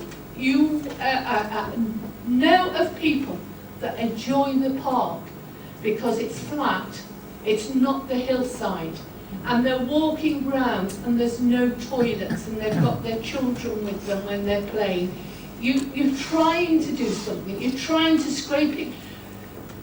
But I see people as I go past in the car on the A6 calling in at the toilet at Artist Corner. It's an enjoyable walk from Matlock and to Matlock Bath and vice versa. It is important. And as a county councillor, I can tell you that the residents of Matlock Bath have said to their district councillors that sit and go and work there, as well as myself, to say that what will happen is what Mrs. Sheila, as I know her as a DSFO, saying, when you need the toilet, you need it. And if you don't, you use it locally. And at Matlock Bath, that is exactly what they did. They used to use the jitties when the toilets weren't available. And you live there. The residents put up with a lot at Matlock Bath, and they deserve the facilities for tourism, let alone traders who need to have it. So I will not be voting for this, because I cannot, after hearing that you couldn't even concede one little amendment for 2 of the areas. I'm sorry, and I'm sorry that there's no one spoken up, only the general public, for Ashbourne. But you'll be looked after, I'm sure you will. I'm really, really annoyed that we are put into this position by the government we've got. We've got plenty of speakers. Councillor Slack. Thank you, Chair. I'd just like to carry on from where Harry said. The government has taken away the rate support grants, which has taken money away from local authorities and putting local authorities in this position. It's the government who's to blame for most of this, what's happening in a modern society like we've got, and toilets are being taken away. It's unbelievable. And then especially in Derbyshire Dales, where it's predominantly a growing tourist area, to take the toilets away is absolutely ridiculous in a modern society. And it's I cannot describe it. It's outrageous, really. It shouldn't be happening. It shouldn't be happening in a modern society like ours. We're going back in time. All local governments going back in time, to be perfectly honest. All services have been chopped and cut, and the government has taken the rate support grant away and has capped us from putting council tax up where we can pay for proper services. We are being held back from paying for proper services for this community and the community right through the Derbyshire Dales, and it's outrageous for me to think that this is happening in our society today. And I must agree with Irene and them that it is undescribable as a problem. Thank you, Chair. Councillor Morley. Thank you very much indeed, Chair. Well, lots of heat and not much light. Can I just... I understand that colleagues are necessarily passionate about it, and I applaud that, but let me just introduce a little note of reality and ask, this is a rhetorical question. When we all set off for a day out to Scarborough or Blackpool or Romsgate or whatever, do we actually sit and say, well, I'm not going there because I haven't got any public toilets? Yes. And I think if you look, I think if you ask yourself honestly, then I think you'll find that the answer is it doesn't put people off. It may be an issue for return visits, but I think that we cope with that when we do. I think it's not. Understand the passion, understand but please don't think it's going to really damage the tourist industry in the shorter term. Councillor Martin Burfer. Yes, I'm afraid, like other members on this side of the House particularly, I find the meetings very confusing. This meeting in particular, but all meetings is confusing to me. I thought we used to have a convention that after when the item was introduced, we asked questions and then we had a general debate. This, as Sue said earlier, when we came to the meeting, we didn't know how the 6 recommendations were going to be dealt with anyway. And now they've been split up into different sections. And so I don't know when to make a statement. I want to ask a question first, so I'll ask that question. I want to know how officers can assert that alternative facilities exist in nearby hotel, in the case of Malton Head, hotel, bar and cafes, and also Derbyshire Dales. The Monsell Head one can come when we debate that individually in number 6, which I said at the beginning. I think that's probably the right time to do that. The question is to do with well, in fact, it's look at suggesting that there are alternative facilities nearby in these commercial facilities. We have had a discussion with an agreement with them, which is highly unlikely, I suspect, and certainly in terms of what people have said so far in presentations to the report, they're unlikely to agree to the public using their private facilities, especially the Malton Head Hotel. So I want to know really how officers plan to redirect users to other facilities. In the case of Malton Head, for instance, and others that are miles from any other facility, it's just not viable at all. But because I don't want to improve my chance of speaking, I'll now speak generally about the item. Well, Sandra can answer that one if you like. Okay, thank you. And the issue of mapping of public toilet provision was actually dealt with at the last meeting, where we listed all toilets that were available to the wider public, and we listed over 40 sites, not necessarily run by the district council, but by others who contribute to this great British toilet map, which has many apps that you can download onto your telephone. One of them called Flush, which works on GPS, so wherever you are, you can find your nearest toilet facility. In terms of vicinity, we have to expect that with geography, as is Derbyshire Dales, vicinity in terms of actual distances will vary considerably from one area to the other. When you're looking at places like Matlock and Matlock Bath, in terms of numbers, There are a number of facilities in the general facility. When you get into the more rural areas, those occurrences aren't quite so often. But it was all mapped out at the last meeting, and I think there are just over 40 facilities available to the public. Some of those are from very small business enterprises who advertise the fact that they are open to the general population. Councillor Murphy. I think one of the best quotes from members of the public... Can you get nearer to the mic, please? One of the best quotes from members of the public about this subject is from Matlock Bath Parish Council. I'll just read out what they said. Quality public toilets are central to any tourist destination's success as they service a basic need of all visitors to the village, or town, or tourist honeypot, you could say. Lewis closure will have a detrimental effect on visitor numbers and possibly lead to the closure of attractions and businesses.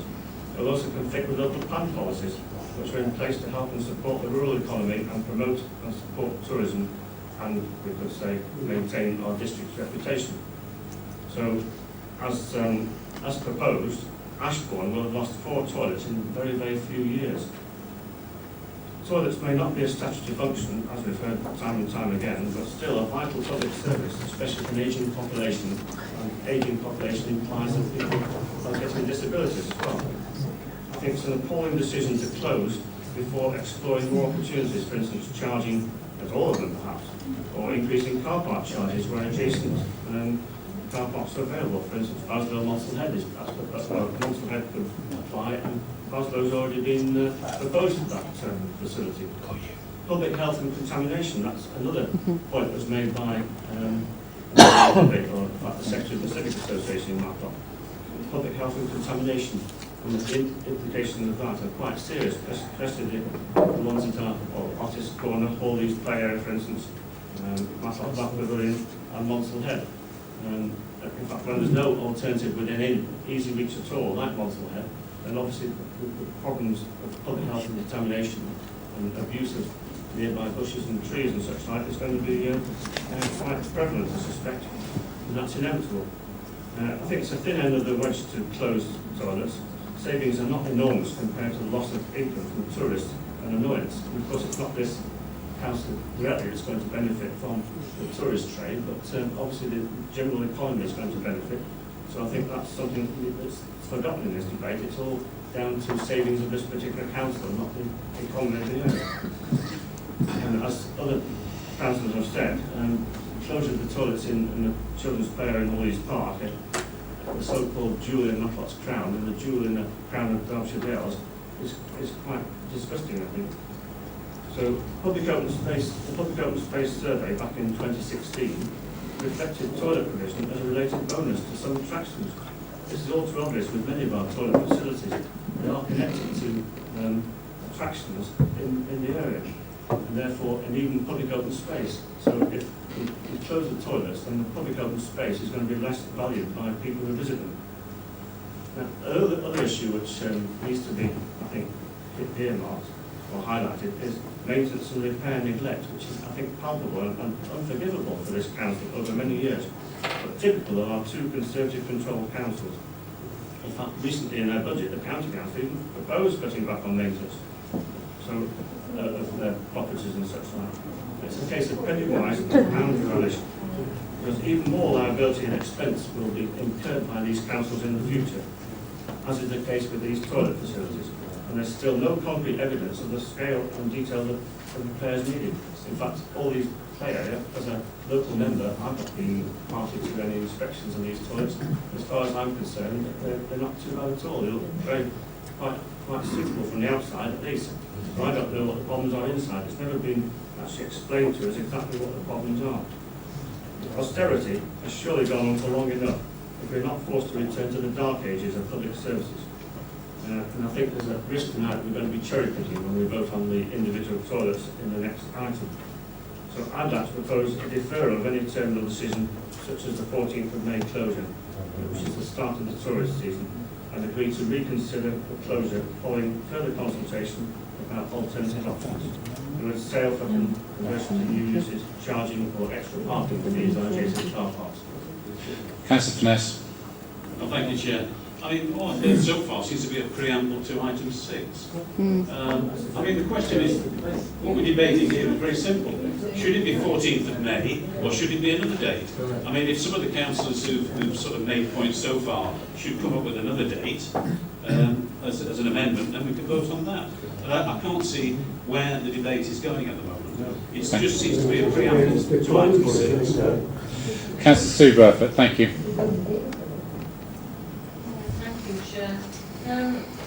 Well, This is item 5, that is, you know, yeah, item 5, page 3. Well, lots of people have said lots of things tonight, so I'm totally confused about when we're supposed to speak about what, so I'm going to say what I need to say, and I'll try and make it very brief.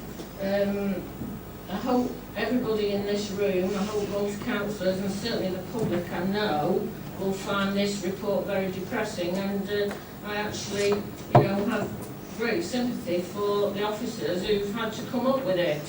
And I'm also going to be political, to say that, you know, that it's this government that's starving local authorities of funds to do a decent job for the public that we're actually here to serve. And that's what makes me the most depressed, and I do hope that Councillor Rose will be able to put some kind of pressure on the Conservative government to help local authorities. Otherwise, what will be the next thing? Providing toilets isn't a statutory duty, we all know that, but perhaps it should be. Derbyshire Dales is a tourist area, but this council actually spends money encouraging tourists to come to visitors, and people judge a place by the toilets that they find, and some of the toilets that they're finding already are really substandard, and that leads me on to say that, you know, why are they substandard? Have they been left, like the Hawleys Park ones, have they actually been left to get to the state that they're in? Because run them down and then say we don't, you know, we can't afford to put them in a condition when they can be used. But having said all that, what I wanted to actually, well, I literally cannot understand how we can have item 5 before item 6.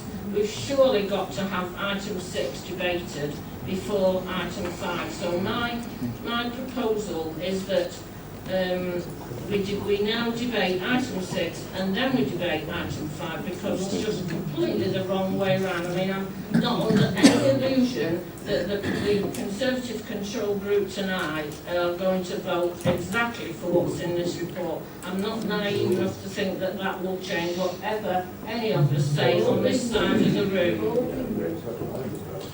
Councillor Mike Ratcliffe. Yes, thank you, Chair. I do so agree with comments I've heard of those opposing this particular motion, and I certainly support what colleague Sue Burford has said about us taking item 6 before item 5. One of the things, incidentally, that irks me about this whole debate is the fact that behind it is also the assumption that because other councils are doing similar cost-saving measures that we should fall in line with them. I've always regarded Derbyshire Dales as a somewhat unique and special authority, and I feel that we should make our own decisions here. Now, clearly we are constrained by costs, and saving has been imposed on us, as has been said. But that's no reason to think that on this particular issue we couldn't take a positive view and look at ways, in fact, that we could raise the money for maintenance and improvement. It's already been mentioned about charging and car parking levies, for instance, and indeed we are accepting that some properties may have a commercial use that would bring revenue. Don't let it be ignored too, of course, that there's also always the council tax, and interestingly my own ward, Wirksworth Town Council, deliberately raised their precepts because they were willing to take over the toilets and to run them, because they knew how necessary they were for the community. Now, if we all take that view, where there's a will, as they say, there will be a way. But again, like Councillor Sue Burfoot, I'm under no illusions. I'll tell you now that the vote will be 18 to 9 in support of this, exactly as it was for the amendments. Incidentally, again, I have to point out that within the report there are some interesting political perspectives that I'll mention now, seen as how we have members of the public here. There are issues of local accountability raised here, and whether or not members here tonight should be in fact looking at the broader perspective of Derbyshire Dales and its need to save money, rather than again putting their support for what are often local issues and local provisions, such as the toilets in and around Matlock Bath. There is also an interesting perspective raised within the report about the weight given to consultations that this district carries out, which in turn raise issues of democracy. If we're not going to listen to the people out there, if we're simply going to use our consultations as some sort of exercise, but in fact make decisions purely amongst ourselves, it rather negates the whole issue. I have to say again, I'm disturbed by the weight that we're giving, say, to cost saving, because there are very much other things involved in this, and we've heard them pointed out very eloquently and passionately, the public health issues, for instance, and indeed if you wish, the moral obligations that one has to provide this sort of service, rather than looking at it in a very bureaucratic way, that it's a non-statutory service, and therefore we can dismiss it somewhat lightly. So I have to say that the bottom line for me is about the closures that we appear to be so readily accepting. But I would urge you, as has been said, to allow points on agenda item 6 to be fully debated and questioned before we move to a vote on item 5. Thank you very much. We're on item 5 at the moment, so Councillor Marks, please. I'm not particularly speaking to item 5, but as everybody else has been giving an opinion, we all want to provide good quality loos that are maintained well. We haven't been doing that in this area for years, unfortunately. We all know we have to have a balanced budget. We know we have to do that, so therefore we know we have to make savings. And Vicky and I, 2 of our 3 villages, they have had to take, because they are high tourist areas, they've had to take on the looking after of the public toilets. And yes, as Mike in Wordsworth, it's gone on the local precept. So, I mean, in a way, all we're doing is moving it from the charge from one place to another. But we have to give a balanced budget. So that's why it's quite hard to sort of think, well, why should one area of the Derbyshire Dales be allowed to have a lot more money spent on it than other areas? I mean, yes, we are in a tourist area, and there are a lot of jewels in the crown, and we do all need to have decent facilities. And I think part of the review was to try to bring forward other ideas of how the facilities of a good standard can be provided. We need to have many more things into the mix than we have at the moment. So sorry, that wasn't a specific. Okay, thank you. Councillor Murphy. Thanks, Chairman. I can speak for Ashbourne, and over the years there's been quite a bit of rationalisation when it comes to the toilets. Ashbourne really has only been operating with one facility for quite a while now, and there doesn't seem to be any shortage of tourists. There doesn't seem to be any shortage of businesses wanting to open new premises and to be new developments. I know it's sad that we have to lose some of these facilities and whatever, but at the end of the day, we have cost savings to make, and that's what's motivating. Councillor Botham. Yeah, getting back to the date then, 14th of May 2018.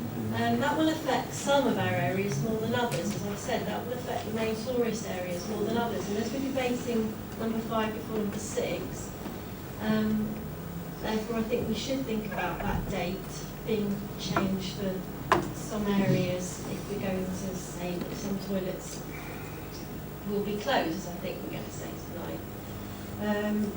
I'm not surprised there's so many people who from up at Bath because they must be very, very confused, because on the one hand, last year or the year before, there were some charges being made by the county council for street parking, and that was withdrawn because it would affect their tourism. And it's such a shame that as the district, it was the Conservative county council that withdrew. That was Labour, not the Conservative. Okay, further debate on that later, thank you. And yet we can't be in that position as the district council and find any more funding to help these areas, especially during the time when they're going to be busy. So the 14th of May to me, and I've said before, still seems to be a ludicrous time to shut these toilets if it's going to be done for certain areas of the district. Councillor Bright. You know, just off the cuff, I'd love to know where all these people are who are dying to pay more council tax, because lots of people I speak to think council tax is quite high enough. Okay, we need to have a reality check here. Yeah, we have to pay for these facilities. Okay, we don't have to do it. We're doing our best. And for the Labour group and the Lib Dems to showboat on this is cynical. They know how difficult the situation is at the moment. And if you want to point blame for the current situation with the economy, look back when you were in charge.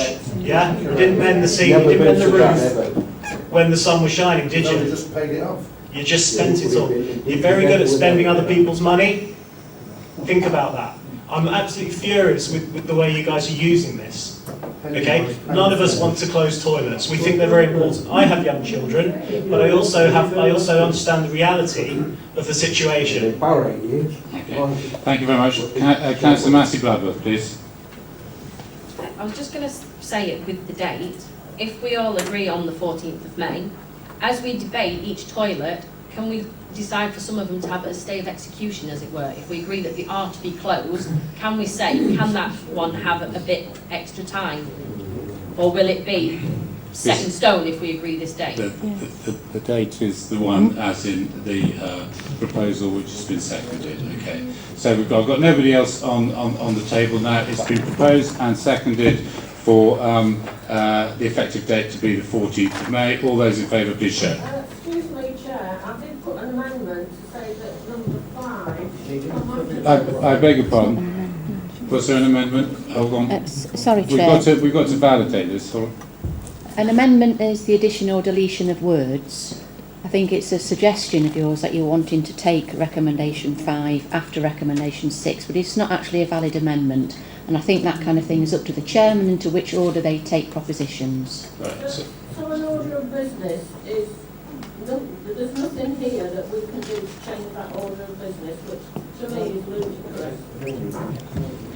If the chairman thought that there was any benefit to aid democracy in changing the order in which they were put, I would suggest that it's in his gift, but it has been put. We're going to take this, we've got a lot of other things to debate now. We're going to take number 5 in order. It's number 5 after number 4. We're going to, all those, it's been proposed and seconded. All those in favour, please vote. 18. Thank you. All those against, please show. 9. 9. Okay, so the motion is carried. Okay.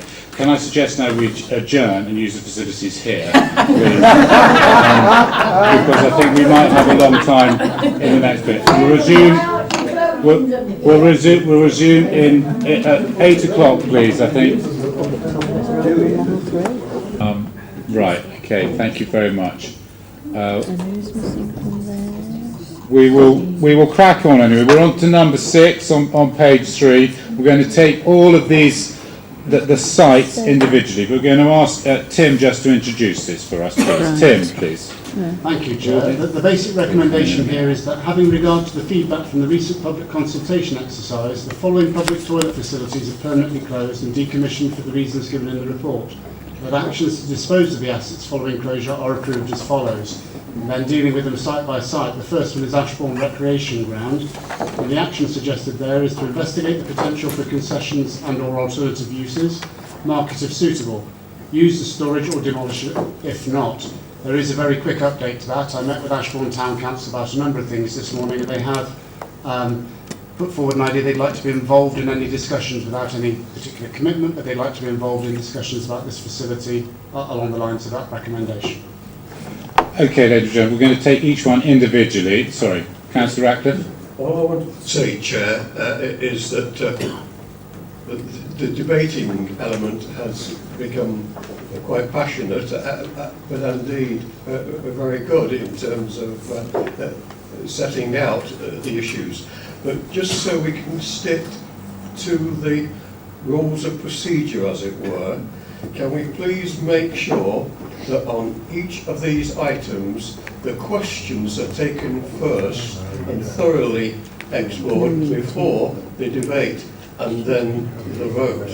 Because sometimes we seem to be getting mixed up, and indeed I have known votes to be taken before people have had a chance to vote. Not tonight. Well, I think I've played the rules as I chair it, and if you're not happy with me at the end of the year, then you can take my chairing elsewhere. That's fine. But tonight we're going to continue as we are, and this is on Ashbourne. We're going to do this one first, okay?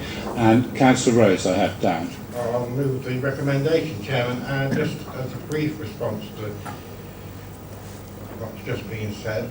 I mean, that was discussed in the Leaders Advisory Group, and my position was made quite clear that, you know, there is every opportunity to ask questions and have them answered when a motion has been put.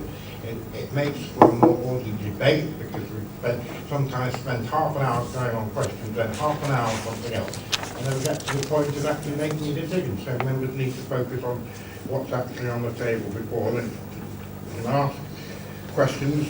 Nothing has ever prevented that.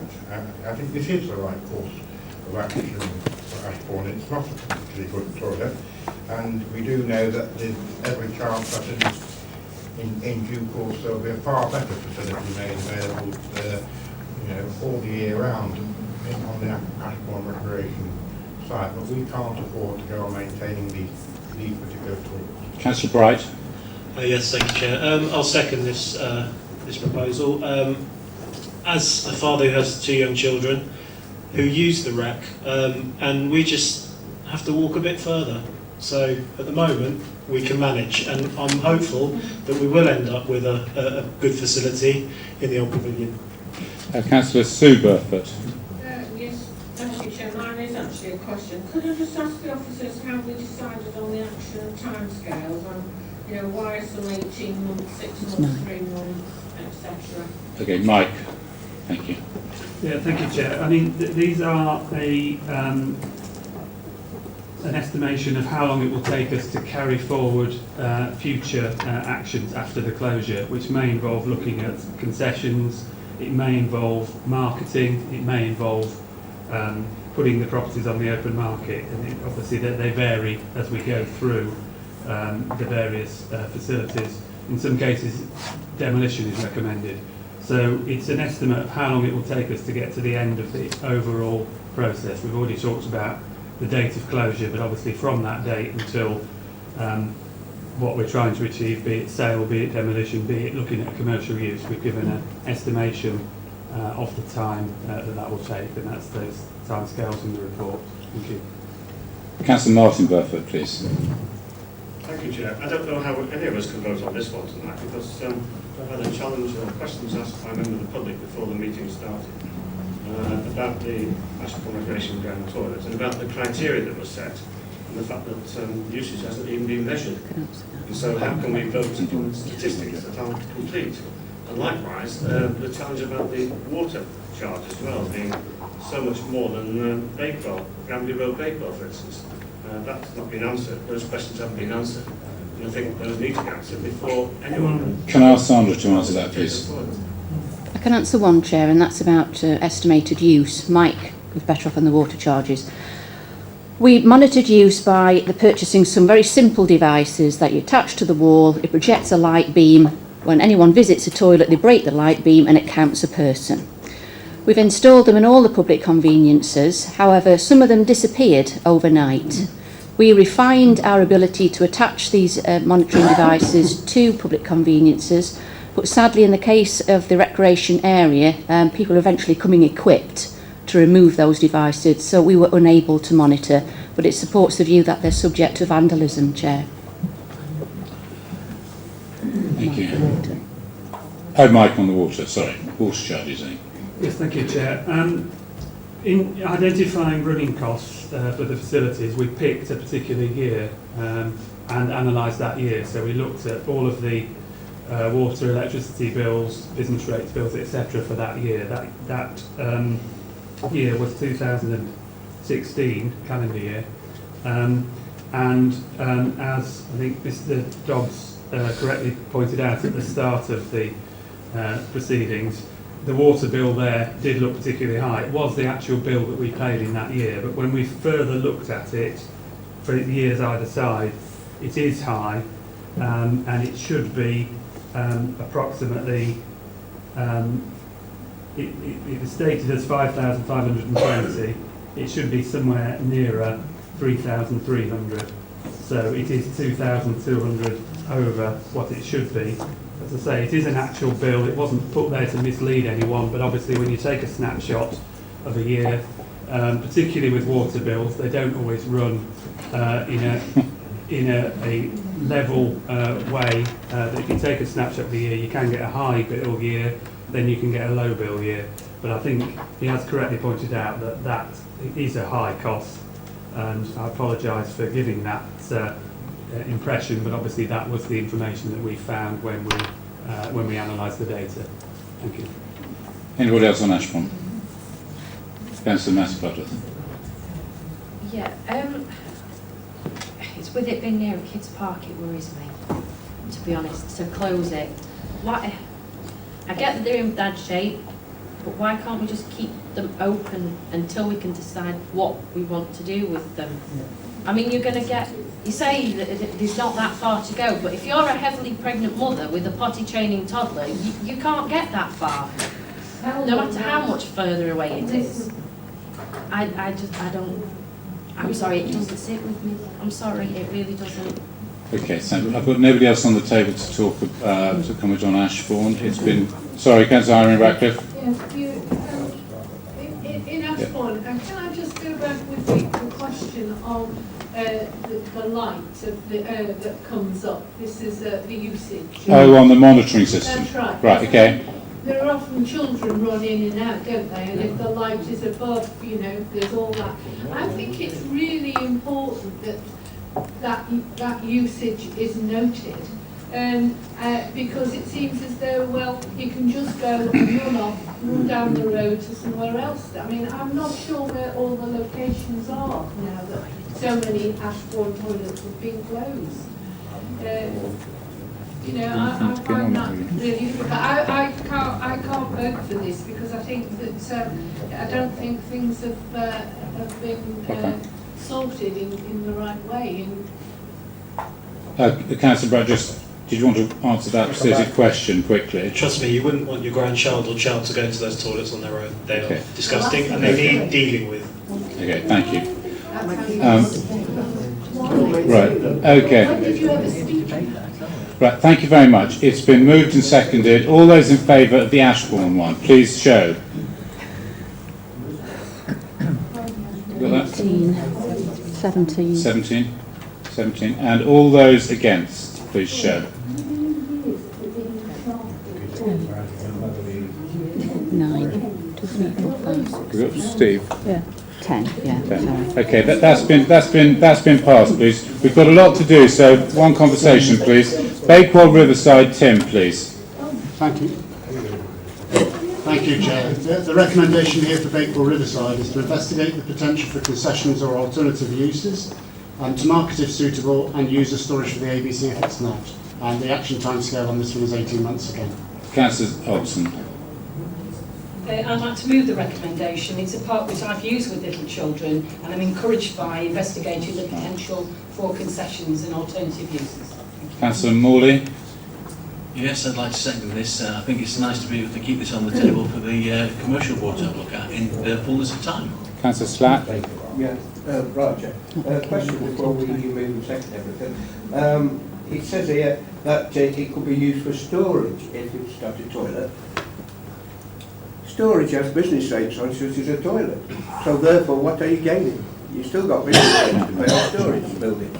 So you might as well have kept it open, really, as pay for storage for a building for storage. So it defeats the purpose. Mike, did you want to answer that? Yeah, we're looking with that particular facility. It was built as part of the Agricultural Business Centre project in 1998, and it is an integral part of that site. The business rates we would have to look at, but what we're looking at here is really there may be some form of concession. We're looking at all of the options there. We're not just saying demolish it. We're saying, you know, we can look at concessions and see whether there's anything there. If there isn't anything there, we may wish to use it as storage, or indeed Bagshaws may wish to use it as storage in connection with the agricultural centre next door. These are all things we can investigate in the 18-month timescale that we've suggested there. Councillor Atkin. I will be supporting the recommendation that's set out to investigate the potential for concessions and other uses. I think it's a very good, or will be a very good use of one of our properties. Councillor Massey Bloodworth. Yeah, I'll be supporting this one. I use Bakewell a lot. Nearly live there, to be honest. They're not very good toilets. You can't get in with a pushchair. If you were going to the ABC, there are toilets inside anyway that are much better, easily accessible. And there's two lots of other toilets. They're just a mess. Councillor Hill. I was just going to say, they are next to the ABC. They've got toilets and they're only the little bridge away from the brand new Granby Road toilets, and they are fairly revolting these, so best thing to do. Councillor Swindle. 2 points, Chair, just on this very agenda item. I'm happy to vote for these to go. You know, the reason being was we've got toilets either side in close proximity and et cetera, et cetera. Now, those of you who know me, it's not like me to lose my rag in meetings like this or get political. But I'm hearing from members of the controlling group, those toilets are dangerous, they're hazardous, they're in a right state, you wouldn't go in them yourselves. Well, why on earth have they got into that situation? When people complain to me about the condition and the state of toilets in Winston before they were in the parish council's hands, I came to the district council, I raised those points and they were dealt with. Why have we just left them as ward members and town councillors to get into that state and then simply say, do you know what, they're awful, let's close them. Disgraceful. Councillor Chapman. My point's been made, Chair. Thank you very much. Okay. Well, nobody else on the table. It's been proposed and seconded. All those in favour, please show. Okay. No, got another one. Are you sorted on that? 23. 6 less, that's 20. All those against? 1, 2, 3, 4. 4. Thank you. Were there any? Thank you. 22 and 4. 23 and 4. 23 and 4. That's been approved 23 to 4. Thank you very much. Birchover, Tim. Thank you, Chairman. There has been some interest expressed in these toilets by a commercial operator within the village wanting to take them on and develop them themselves. However, what we're recommending is that the interest in the property is noted and welcomed, but in order to ensure that the council's statutory obligation is met under Section 123 of the Local Government Act, the land and building is sold for the best price reasonably obtainable by placing the property on the open market for sale by public auction. Councillor Rose. I'll move the recommendation, Chairman. Councillor Catt. Second that, Jim. Councillor Pauly, you'll see a photograph on the screen as well of these ones. Hopefully, as many as we can in the next item. Sorry, Councillor Pauly. Yeah, I just wondered, just out of interest, how are we getting on with the community toilet scheme negotiations? I know that one of the public houses did express an interest to me, so I'm wondering if that's going on.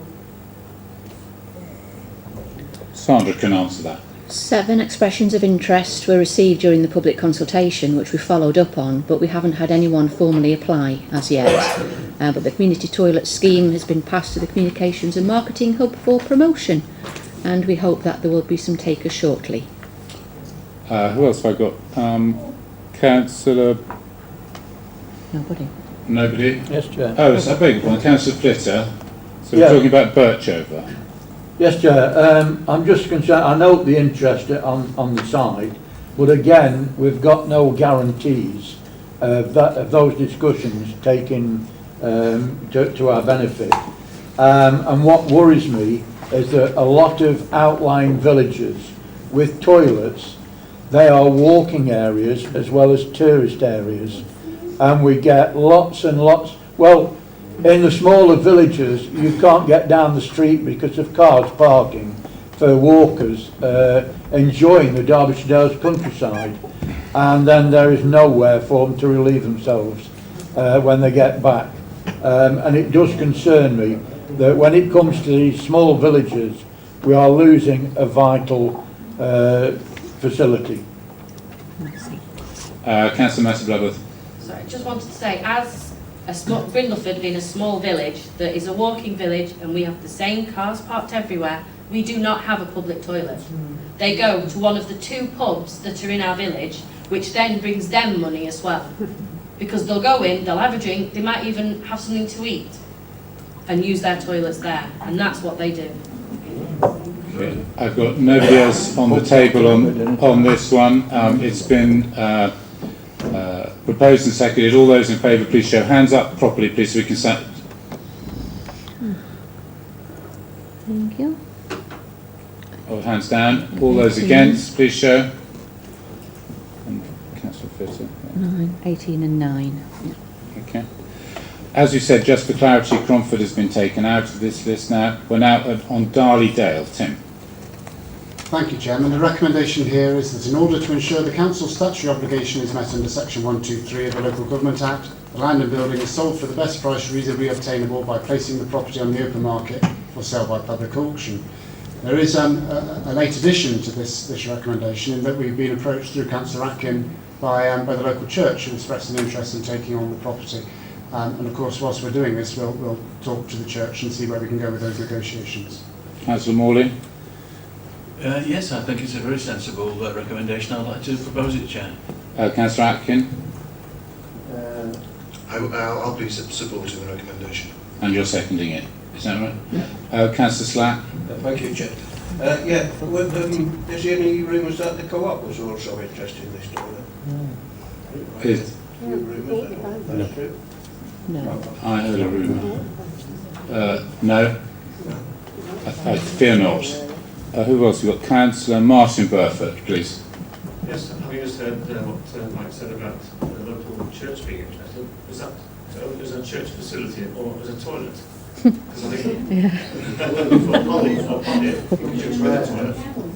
this stage, we've got very limited information. Our understanding is that they're interested in it as a toilet. We're not sure on what basis, but we would obviously want to follow up that conversation. In that case, then I don't think it should be closed in the short term. I think it's such an important site on the A6 in Dallydale. I know the toilets within easy reach. It's obviously visited by a lot of people who are travellers. Public toilets at Whitworth, I didn't know that. Public toilets at Whitworth. But they're not necessarily going to be open to use by the public all hours of the day. And I don't think if the wider public were to visit them just to go to the toilets, I don't think it would go down well with either Whitworth Trust or with the users of the building, the trustees of the... Councillor Atkin would like to contribute here, I think. Yeah, I'd like to come back on that. The toilets in Darlington are open from 8 o'clock in the morning until 6 o'clock at night. So anybody who wanted to use the toilet after 6 o'clock at night will go to the Whitworth. I'm afraid that is how it is. The building is owned by Darlington, and most visitors that go to the park and use the facilities in there use the toilets in there. And I'm ashamed that the town council hasn't raised their precept to keep these. They made a big fuss years ago about taking the toilets over, and now we want to give it to them. They're not interested. Okay. Thank you very much. Got nobody else on the table. It's been proposed and seconded. All those in favour, this is Dale. Hands up, please. Hands down. All those against? So we've got 2 here. 1710. 1710 on this one. But it's... Thank you. But the motion has been carried on Dale. We're going down our list now. Okay, so ladies and gentlemen, Matlock Hall Lees play area. Tim. Thank you, Chairman. There are 4 recommendations here. The first one is to demolish the current site within 6 months. Secondly, to install a temporary single portaloo type facility within 1 month. Thirdly, to continue discussions with Matlock Town Council and other interested parties on the potential for a new facility, including commercial venture. And fourthly, to refer the project to the new commercial board to assess the potential for alternative commercial use to incorporate public toilet provision. It's fair to say in relation to this unit that we've had useful discussions with the Town Council and with business operators in the area as well, who have expressed interest in being involved and come up with their own ideas. Councillor Morley.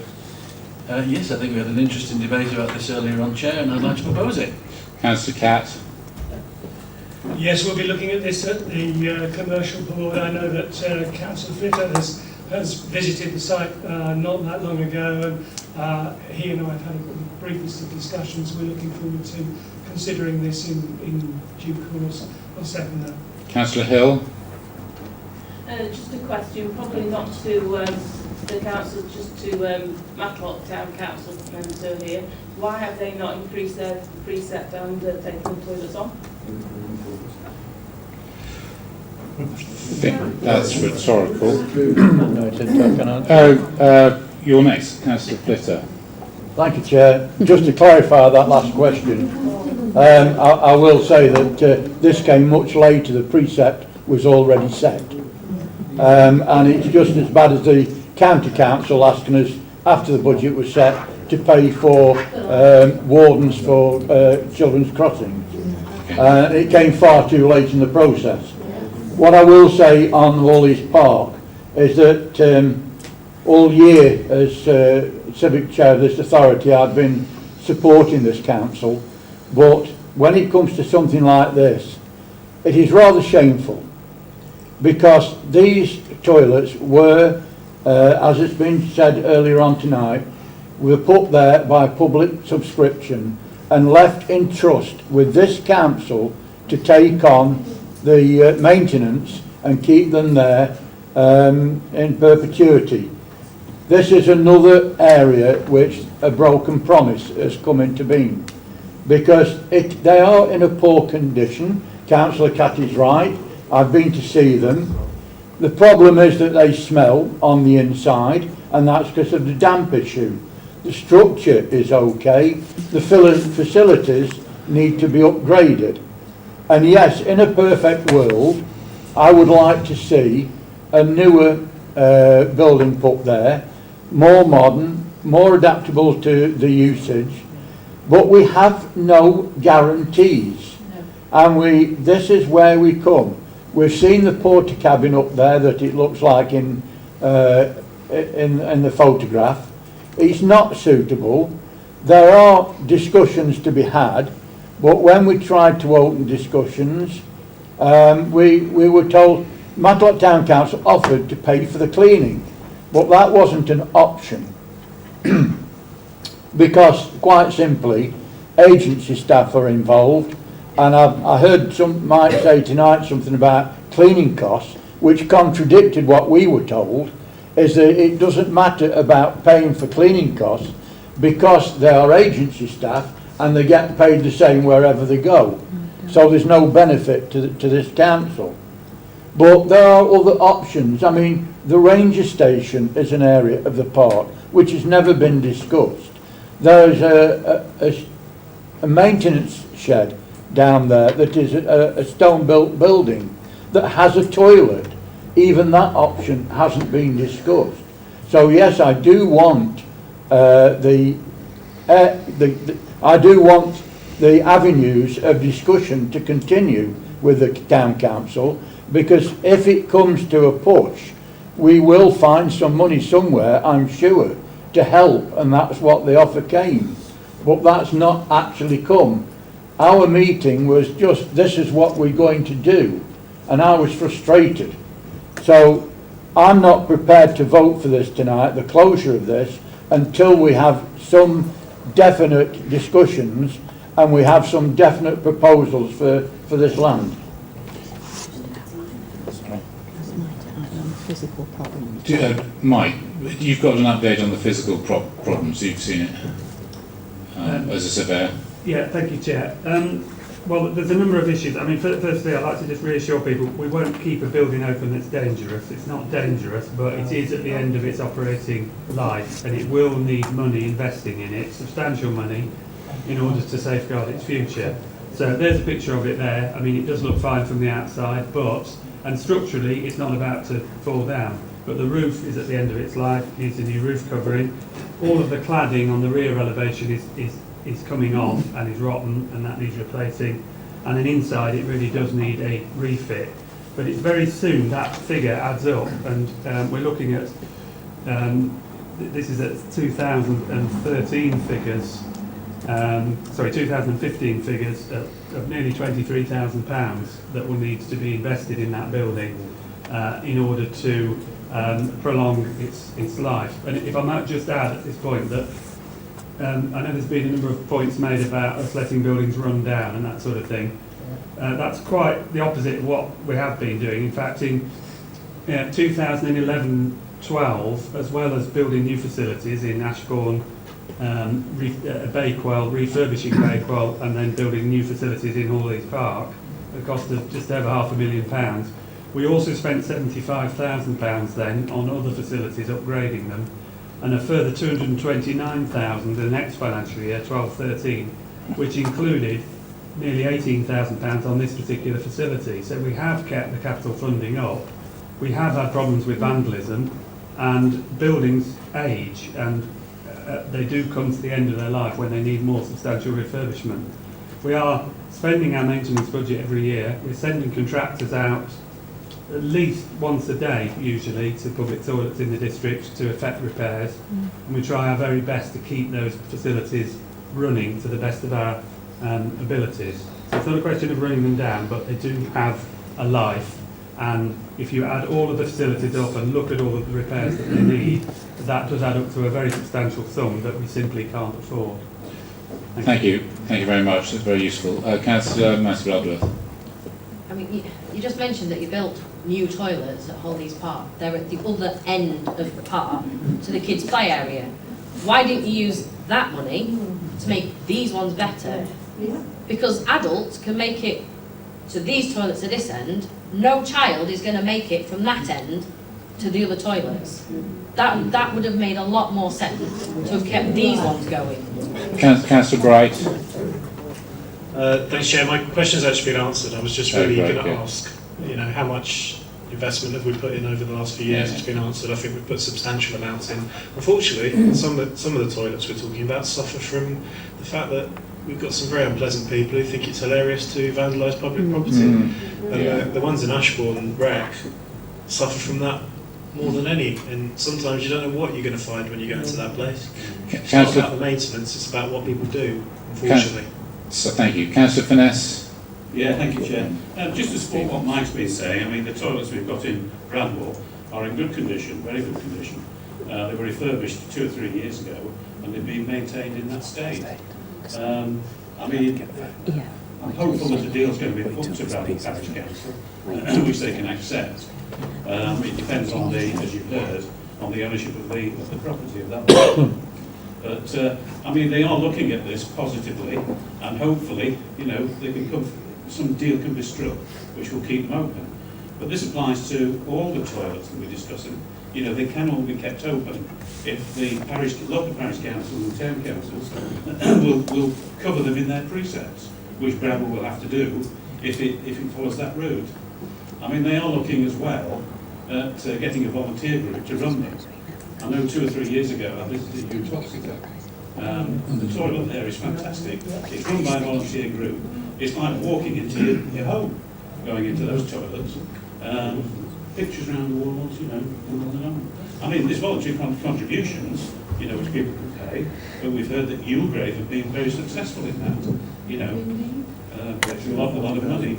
So these toilets can be kept open, and I think if they are looked after by the local people, they are better respected, you know, and eye can be kept on them.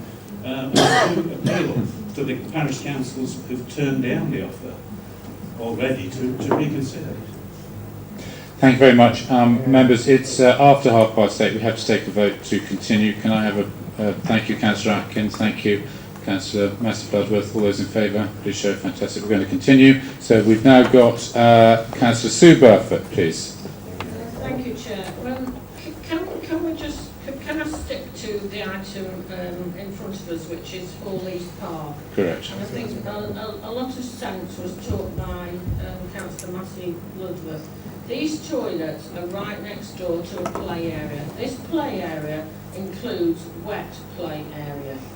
Now, to expect mothers, grandmas, whatever, to take their dripping wet children from a wet play area right along the park to the toilets that are going to be kept open is really not acceptable at all. Yeah, I wasn't going to say that, but you know, let's talk about hygiene. You know, there have got to be worries about hygiene in a wet play area with little kids who, you know, they say to Mum, I need the toilet. Oh, well, come on then, let's get the towel round you, let's walk you 10 minutes with me pushchair and me little toddler, and, well, we might make it. Next time they might think, well, I'll just do it in the wet play area, it's not worth it, or in the bushes. So I think we've actually got hygiene problems here if we don't sort something out. But I will not accept this criticism about Matlock Town Council. Matlock Town Council, as Steve said, had already set their precept, but we're talking about a huge amount of money. And for a huge amount of money to be suddenly put in front of a town council and said, there you are, we're handing over, we want you to spend whatever many £1,000 on a facility that's run down, rotting, and we can go on all night about whose fault it is, about how they've got into that position, but they have got into that position. So I think it's very unreasonable to expect Matlock Town Council, having already set their precept, to suddenly try and sort this problem out. And that's what the Town Council are trying to have negotiations, and they are serious negotiations, and I hope they will result in a resolution to a really serious problem in that park. It's you know, it's so serious, and I absolutely know that I was stopped in the street the other day by Robert Young at the florist, and he was jumping up and down. I don't think, well, he hasn't got any young children, but he was jumping up and down thinking that those toilets might not be there. And just to sort of finish, if it comes to the point where these Portaloo cabin is put in, then they've got to be there during the summer, and they've got to be there if that's the very least that we can do. We've got to have some kind of confirmation that they will be there during the summer months, and if nothing is sorted out by next summer, then they will be there again. Okay, thank you. Councillor Swindell. Thank you, Chair. I'd like to say that it is disappointing that Mallock Town Council weren't given the opportunity to put this into their precept and pre-plan. Winster were one of the first to take over their public toilets, and they had a good number of years to negotiate it and deal with it. And they did build up their bank account. They've taken them over, and I can tell you that they are first rate. They are absolutely brilliant. And it's a great shame that we can't give them Mallock Town Council a bit longer to have that opportunity to do so. So that's why I'm going to vote against this. But one more thing I'd like to say, Chair, just on this issue of, hazardous toilets, unsafe toilets, toilets in a bad state. I am baffled. I said I was going to speak my mind, Councillor Rose, a bit more this year. I am baffled at how much we spend on maintaining and upgrading toilets. A few years ago, I knocked down and rebuilt a house for £40,000. And we spend 70,000 plus on a toilet block, tiles and bricks and water and a flushing system.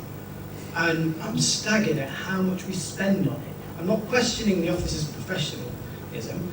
I just can't believe that we spend that amount. No, I'm not. I actually think it's the people who come to the officers with a great big bill because they know we're a local authority and will take it. Councillor Botham, please. I haven't been convinced this evening about several things about the site. I haven't been convinced that the temporary Portaloo is appropriate or will be there in the long term. I haven't been convinced that other interested parties might take up the offer. People say things in the spur of the moment if they think they're going to lose facility, and then when they do their sums, it might be a different matter. And I'm also not convinced that the council has an interest in toilets and running them as a business or on its commercial board. I don't know. I wouldn't like to preempt what they're going to say, but from what I've heard tonight, that might be the case. So on all those matters, I can't vote for this closure. Thank you. Councillor Stevens. Thank you, Chair. Well, I shall be supporting this. At the last meeting I said I had very mixed views. When I first heard these toilets were due for closure, I was very upset. Along with my husband, we were two of that committee that raised that money. We put a lot of effort into it. It took a lot of work. At the time, we didn't want a building like this. We wanted a solid, substantial building that would last. But we couldn't raise that money. We raised from the community what we could with support, builders, etc. And in the end, the council suggested that we went for this building because it would be in keeping, knowing that it would have a limited lifespan. And in fact, the council ended up putting money into it. I don't know, I can't remember whether it was cash or whether it was supplying staff to assist with it. But they also had an input into the building. Now, my heart says we should retain this for those people who gave that money, and a lot of them have been in touch with me. But when I've been back to them and said, look, the age of it, the state of it, the money, we can't spend that on these toilets and give you other things that we have to provide. And I've explained that there was a Portaloo available to come in, and that there were ongoing talks, and that we were suggesting that some sort of development for the future could probably take place that would include toilets. And we have had confirmation tonight, despite what the opposition are all saying, these toilets are going in for the summer season. They are going in as soon as possible and they're there till the end of October, which is the period the toilets are normally open. So what is the problem? There will be something clean and safe for the children to use. And I'm sorry, I shall be supporting this. I think it's the right way to go and it's the right way to move it forward and get something beneficial for the future, as well as assisting the council's budget. The opposition will want to spend money when they need things on services, waste, etc. If we don't make these savings, we won't have that money to spend on those essential services. So please stop and think what you're doing. Councillor Chapman. Thank you very much. Councillor Chapman. Thank you, Chair. I'd just like to point out to the poor deprived mothers and kids in Matlock that the nearest public toilet to the play area in my village of Chelmorton is 4.5 miles away. But hey ho, we seem to go. Councillor Martin Burford. I think there are rather more visitors in Matlock than in Derbyshire and places in Councillor Chapman's ward, actually. But I was going to actually, a lot has been said about these play area toilets, and I agree with what has been said. But I just want to ask the question really about these temporary portal-loo toilets. I mean, we've talked about this season, next season, however long, I don't know how long it's going to take. It's a pity really that the discussions didn't take place with Matlock Town Council a year or 2 years ago, before this review, in fact, if it was such a serious matter, maintaining these toilets, if £18,000 was spent, that's money down the drain basically, if we're going to be demolished very soon, only a very short time ago. And why didn't discussions take place earlier? And I think Sandra can answer that one. Going back to the portal. So do you want it answered? Sandra can answer that, I think. And then carry on. Sandra. Yes, Chairman. When we first started this review, and we're probably looking 12 months now, I wrote to all town and parish councils that had a public toilet in their area. I invited representatives from those town and parish councils to meet with me and my colleagues to talk about the review, to talk about the information that we'd gained, and to think about whether there were any solutions. And I had a meeting with representatives from Matlock Town Council, for example, Councillor Crapper was one of them. We had a meeting, we went through all the statistics, we talked about potential income and partnerships, and I had a reply from Matlock Town Council to say that they were not interested. I had comments from other town and parish councils at that time that they were not interested. As we move forward, we tend to focus our mind on a movable object, and yes, we have had another meeting with Matlock Town Council and they weren't interested in taking on the facilities. We did have an offer of could we clean the facilities, but the advice I gave at the time was that that wouldn't realise any cash savings, which is the project that you've given us to advise on. So every town and parish council has had at least 12 months to consider their position, I'm afraid. So I feel I must correct that at this point. I'm afraid I can't speak on behalf of Matlock Town Council. I've not never of it. Perhaps it had been, and they've been more receptive to the offer. But anyway, what I wanted to ask about particularly, or for clarification about, is this portal-loo. If it's going to be provided in the very near future, as has been promised, and Councillor Stevens has just alerted to us the fact that it's going to be there until the end of October, I thought I read somewhere that it was going to be shared with Matlock Bath Pavilion. And so in which case, for the illuminations, it would have to be there. If I can just clarify that point again, we have given an assurance that if this decision goes forward, we'll use our best endeavours to get that Portaloo facility up and running in Hawleys Park as soon as possible, hopefully to coincide with any closure date. It will remain on site for the seasonal opening, as is traditional in Hawleys Park. It's a 26-week opening a year. I don't think we're in a position to commit any further because we haven't yet had a referral to the commercial board, and I think it would want to look at all possibilities before looking at the next season because things will change. But there's a guarantee that the facility will be on site for the continuance of this year's opening. Thank you. We've got two further speakers on this, and I'm going to close it because we've got some members of the public who've been terribly patient for their item. I've got Councillor Elliott. Oh, thank you, Chair. This one was always going to be difficult, and I think somebody mentioned not that long ago the chicken and an egg, because we can't continue discussions with Blacklock Town Council and other interested parties for the potential of a new facility, and we can't go to the commercial board to look at incorporating a new public toilet down there unless we get the demolition of the old one. So this was always going to be difficult, and I can assure you that as long as I'm on Matlock Town Council and as long as I'm on this district council, I will push for this to happen sooner than later. Thank you. Thank you. Finally, Councillor Pauly. Well, yes, having had some experience with the disastrous cleaning of Portaloos in Matlock Bar, I'm wondering if you could tell me, is it the Green and Clean team that's going to clean the Portaloo? Or is it going to be contractors, outside contractors coming in? Because as children are going to be using this, I hope that they're in a better condition than the ones ever were at Matlock Bar. Sandra.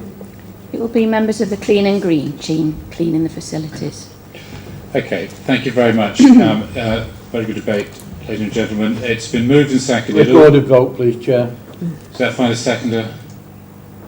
It does find a seconder? You're sure? Right, okay, recorded vote. Okay, it's been moved and seconded for approval for closure and then being referred to as as Tim said earlier. We're going to go for recorded vote now, and Jackie again.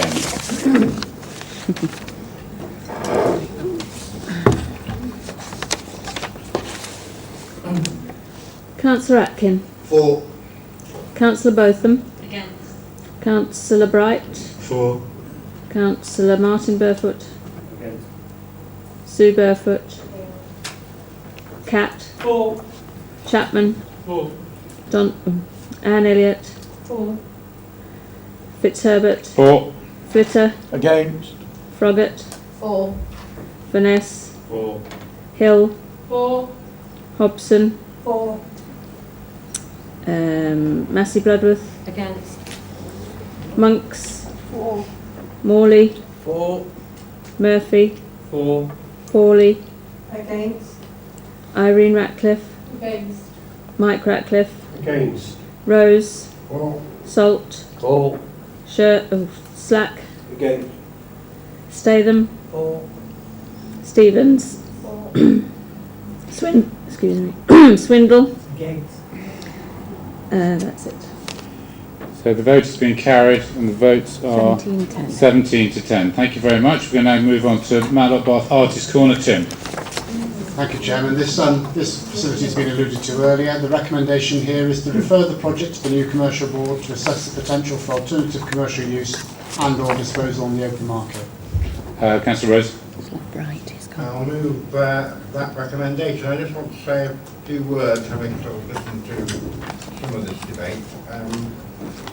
That's all the debate, but you know, I think that in many cases we've seen town and parish councils take on this responsibility willingly, and you know, work with my application, they've done that willingly. And I might feel that, you know, it's not exactly what should happen, but it's happening all over the country in tourist areas as well. So, you know, I don't think the Derbyshire Dales so special that we can't avoid the consequences of, you know, the cuts which have been with us for many, many years, even when there was a Labour government in power. I seem to be reminded of the fact that we were told to raise our car parking charges when we asked for more money of a certain Labour minister. So, you know, nothing's changed at all. No matter who's in power, it's fine.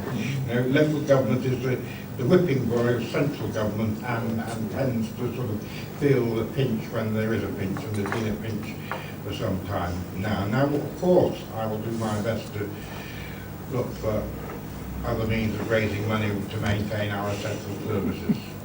You know, that's a given, and clearly our officers have been very astute at finding ways, whether it's, you know, through this new business rates initiative or whatever.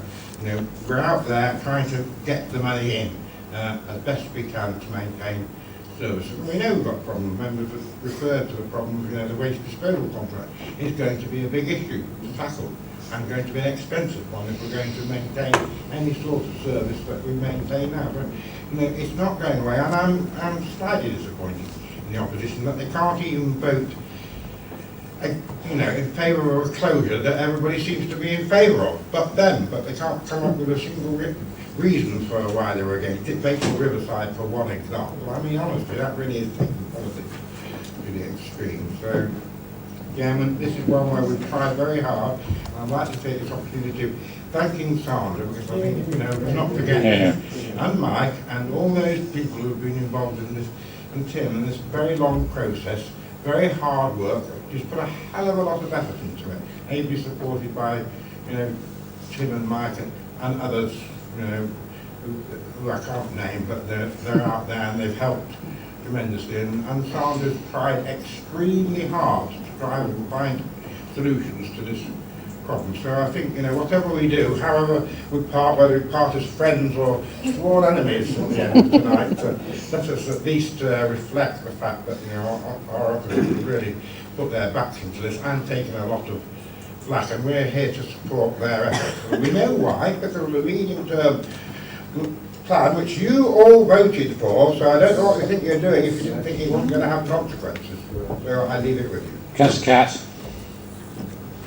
I'd add to that, Chairman, that the way in which the Council has been given the opportunity to consider this report this evening, dividing it up in the way that has been done, has meant that every single facet of this report, every single facility has been given the opportunity for a good airing from all sides of the council chamber. This was definitely the very best way to do it. I second the proposal. Councillor Pawley. Yes, thank you, Chair. I've got one question and then I want to speak. Of course. Could you tell me the commercial alternative that's going to be discussed by the commercial board for this particular site, Artist Corner, will that definitely include the provision of a public toilet, or will it just go as a cafe or something like that? Who's going to answer that? Sandra, what do you think? I think all options will be explored, Chairman. So nothing's off the table, I think. What's your comment now, please? I have no comment on that answer, but I would like to speak. Of course. First of all, I'd like to also thank the officers for all the efforts they've made in presenting this report, which it really can't have been an easy task, and I know how it's almost driven you into the ground. Not yet. So thanks for that. I'm pleased to see the brave and the positive stance that has been taken by all the villages in my ward. Bonsall, Cromford and Matlock Bath are all making great efforts to keep toilet facilities available to the visitors and residents. However, I want to concentrate on the closure of the pavilion and Artist Corner. Do you realise that the village is to lose an estimated 234,000 visits to these toilets each year? We've been told that these visitors can use the toilets which are at close proximity to those which might close. In the case of Artist Corner, proximity means a 10-minute walk to Hawley's Park and a 17-minute walk to Memorial Gardens. These distances I've checked on Google. Distances such as this are going to drive the public to use the bushes if the toilets are closed, with the resultant cost in keeping the area clean and green and an adverse impact on our reputation as a welcoming district.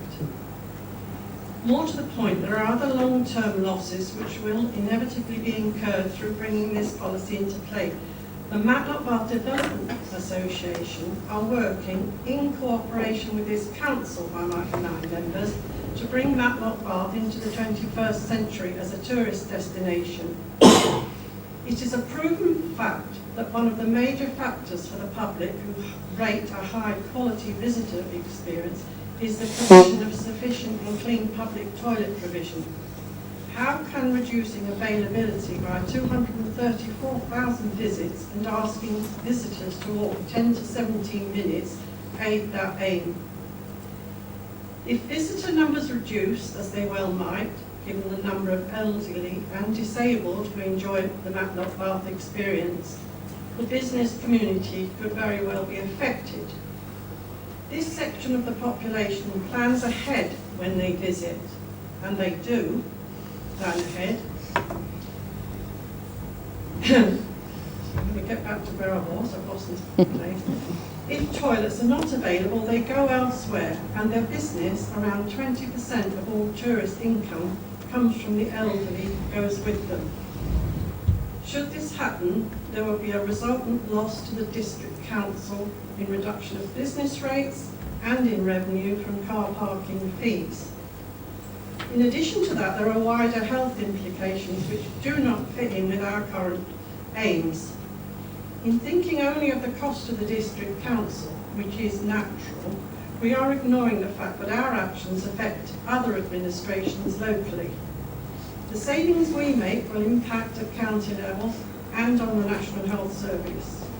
In all the literature and academic papers which I have read over the past months, including reports from the World Health Organization and Age UK, conclusions are drawn that the lack of public toilet provision pushes the elderly and disabled members of our communities to stay at home because they fear loss of dignity should they lose control of their bodily functions. The result of this isolation leads to depression, increasing costs on the cash-strapped social service sector and the National Health Service. Whilst I welcome the discussions which are going to take place regarding all the toilet facilities in my ward, my position remains as follows. Discussions with Matlock Bath with regard to the pavilion toilets should continue. If the Development Association and a consortium in Matlock Bath with the limited resources it has available has the strength of character to consider sourcing grants to build a complete new toilet block, morally, we should be backing them to the hilt. As there are no grants available for ongoing costs of day-to-day running of such facilities, I feel the least we could do is commit the council to taking on the cleaning of the pavilion toilets in the long term. A move which might help in a positive way to mitigate the perception that this council has completely abnegated its moral duty towards that community. Artist Corner should not even be considered for closure. If the toilets are to be considered by the commercial board, this should be on the same basis as the bus station at Matlock and at the recreation ground Bakewell. I would ask that should the commercial board fail to find an alternative commercial use for Artist Corner, that this council reconsiders the possibility of imposing a 20p levy on car parking towards the cost of maintenance of those toilets. This has been approved for Overhaven, Baslow and Hartington, the justification being that the population of those villages is so small that it would be unreasonable to ask them to take on an asset transfer of the precept they raise and that they have a high visitor footfall. The same case can be made for Matlock Bath. Overhaven has 119 precept payers, Hartington 383 and Baslow 644, which is over double that of Matlock Bath, which has 299. Matlock Bath may look like a small town, but it functions as a village. Let's put this whole exercise into perspective. We are being forced into making these decisions for no other reason than that we have been starved year on year of sufficient funding by this government. Their policies are driving these changes. This would not be too bad if it was just a case of financial juggling, but of course it is not. The extreme lack of finance results in an inability to function and has finally reached the point where any moral implications of decisions we are making has very little weight. What we have come to is a short-term policy making driven by desperation without regard to long-term harm both to the health of visitors and the well-being of the local population and businesses. This fact cannot be emphasised enough. Thank you, Chair. Thank you. I've got two final speakers on this. Councillor Slack. Thank you, Chair. Yes, I agree with Councillor Pauling. The financial and the the footfall into the artist corner toilet is quite immense. Many people in cars pull in there very often. It's the probably handiest toilet to use if you're a motorist. You can quite easily pull in and use the toilet. To close it would be wrong, because simple reason, if we're going to look to make this a viable business, and I hope the council will take it up, because I think there's great potential here to make a business and also put a toilet at the side, which business will support the toilet, obviously. And to close it would jeopardise that process. As the Matlock bus station is stopping open, why shouldn't Darky's Corner stop open for the time? We've managed to bring this to the commercial committee and get this on the move. In regards to many of the toilets, some people said, why has some places got ready for this? Well, Wordsworth, I'm very proud of Wordsworth, because they probably all joined the Boy Scouts, because the Boy Scouts might always be prepared, and Wordsworth was prepared. He could see this coming for a long time, and Wordsworth Town Council was prepared, not just for the toilets, but also for the keeping the market running. So I'm full of praise for Wordsworth Town Council, and it's a leaf Derbyshire Dales, how they should really exist. It should look, we're going nearly back to urban district times when councils are starting to look after their own, and Wordsworth will look after itself, no doubt about that. It always has done, it always will do. It's one of the best towns in Derbyshire, in my opinion. Okay, we're on Matlock Bath at the moment. Thank you. I'm making a commercial from work, sorry. That's fantastic. I do agree with Councillor. And finally, Councillor Chapman, please. Thank you, Chair. Thank you, Chair. I'd like to dispel this myth that's been perpetuated tonight about the lack of public toilets affecting tourism. I would say the lack of public toilets affects tourism in a positive way. And it's something Tony mentioned earlier, when you plan a holiday to Scarborough or the Lakes or the Dales. Do you really, opposition, do you really look at where the public toilets are first? What have you got in Matlock Bath? What have you got in Matlock? You've got dozens and dozens of cafes, restaurants, bars, pubs. Why don't get the visitors to go into them, and that's how we get money from tourism. We don't make anything people wandering around. If they need a toilet, God, it was a godsend for me if we needed to stop with our daughter and there was a pub there. Great. It's just a complete myth. And can I finish with a question more seriously? Okay. We're on Matlock Bath. Yeah. Please, Artist Well, Corner. that was Matlock Bath. Can I ask, as a point of order, if a councillor speaks at a meeting with a script which has obviously been pre-written prior to this debate, does that constitute predetermination? Sandra.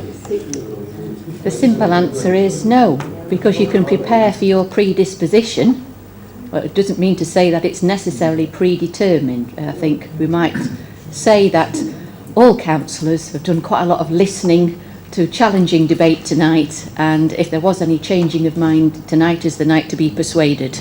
So I'm not convinced on the face of it that it's predetermination. Okay. Right, thank you very much everyone on this one.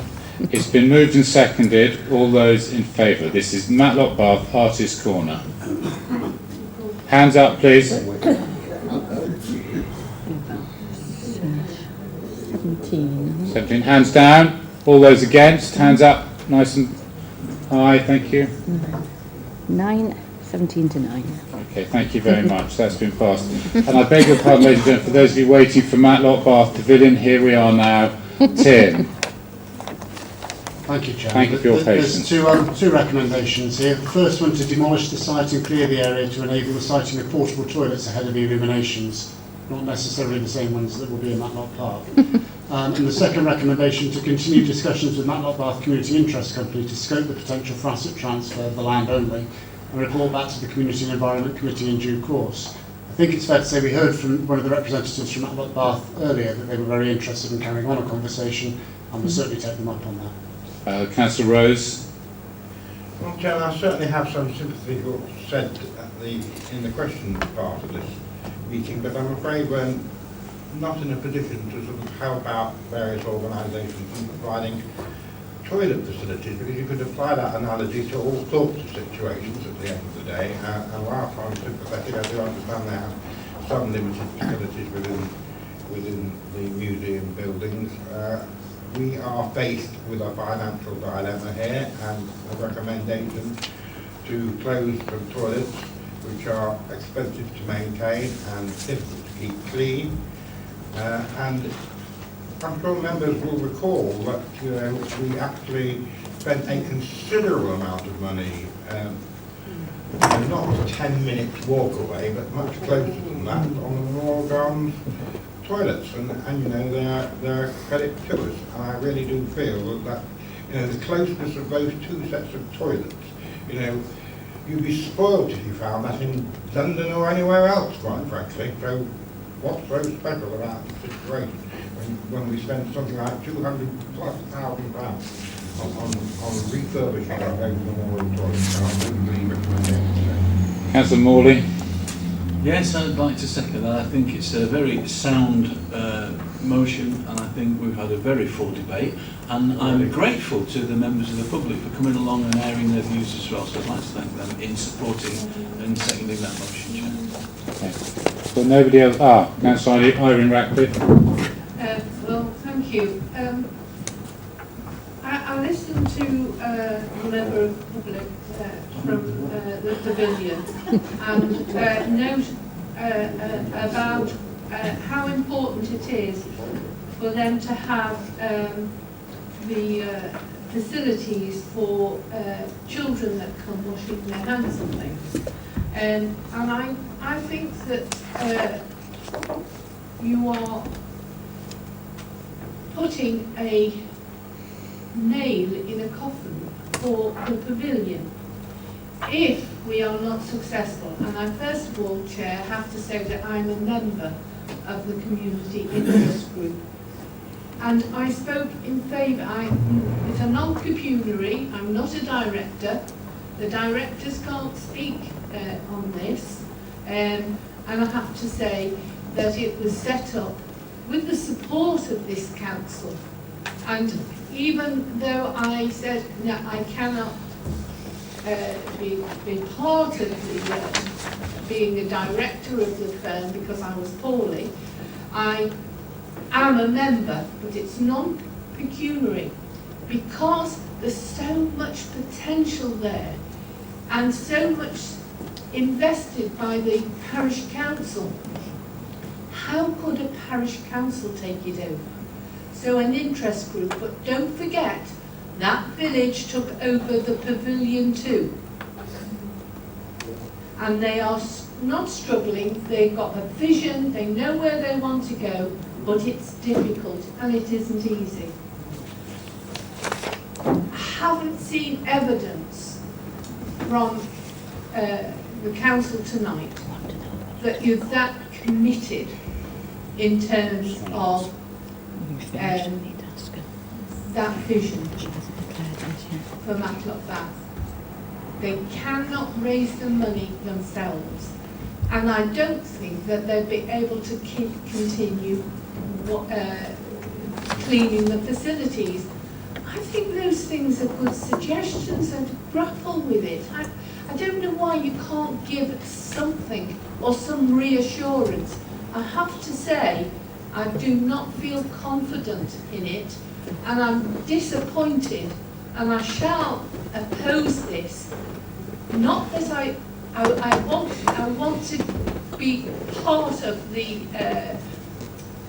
partnership that we have, but I think that you've got to a point where anyone that doesn't take it over of a parish council or a town council, they're dreadful, or they don't care, or they've got other commitments that are being taken on. There are so many. The county council's doing the same.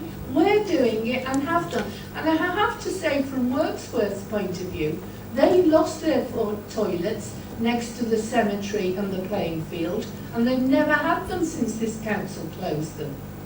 And they're going to take those on, so that's why they knew that you're serious about it. but I'd like to see a council that still kept some give and say, you haven't done that.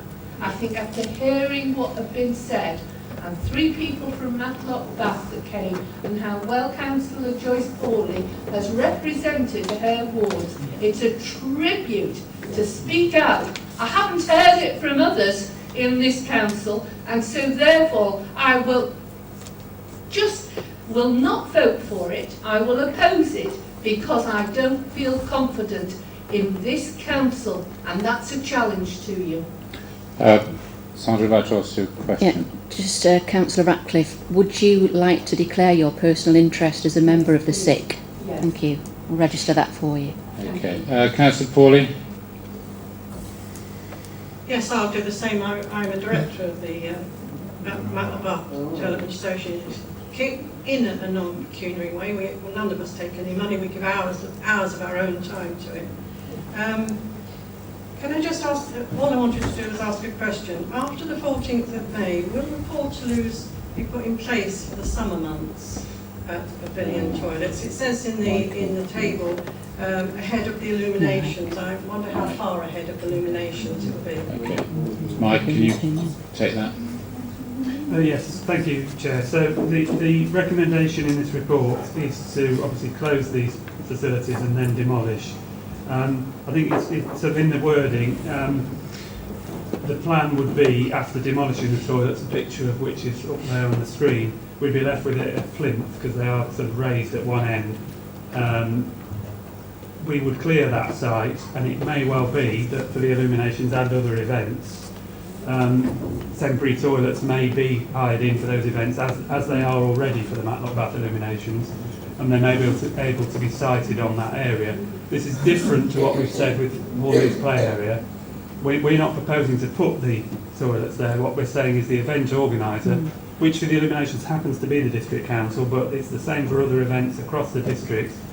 The event organiser will have to meet their own costs of any toilet facilities that they deem necessary for that event, and that already happens for the illuminations. It's just they'll have to take account of this site not being there as well. Can I just add for that Tissington World Wrestling's hires its own loos in for Tissington World Wrestling's advert next week, 10th of May. Councillor Massey Bloodworth.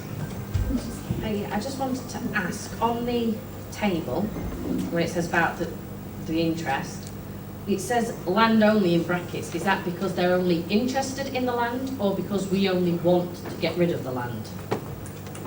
The proposal, as we understand it, is to site toilets in the same position as they are now, which will require our consent for them to use our land. Okay, thank you very much. I've got nobody else on the table. It's been proposed and seconded. All those in favour, please show hands up.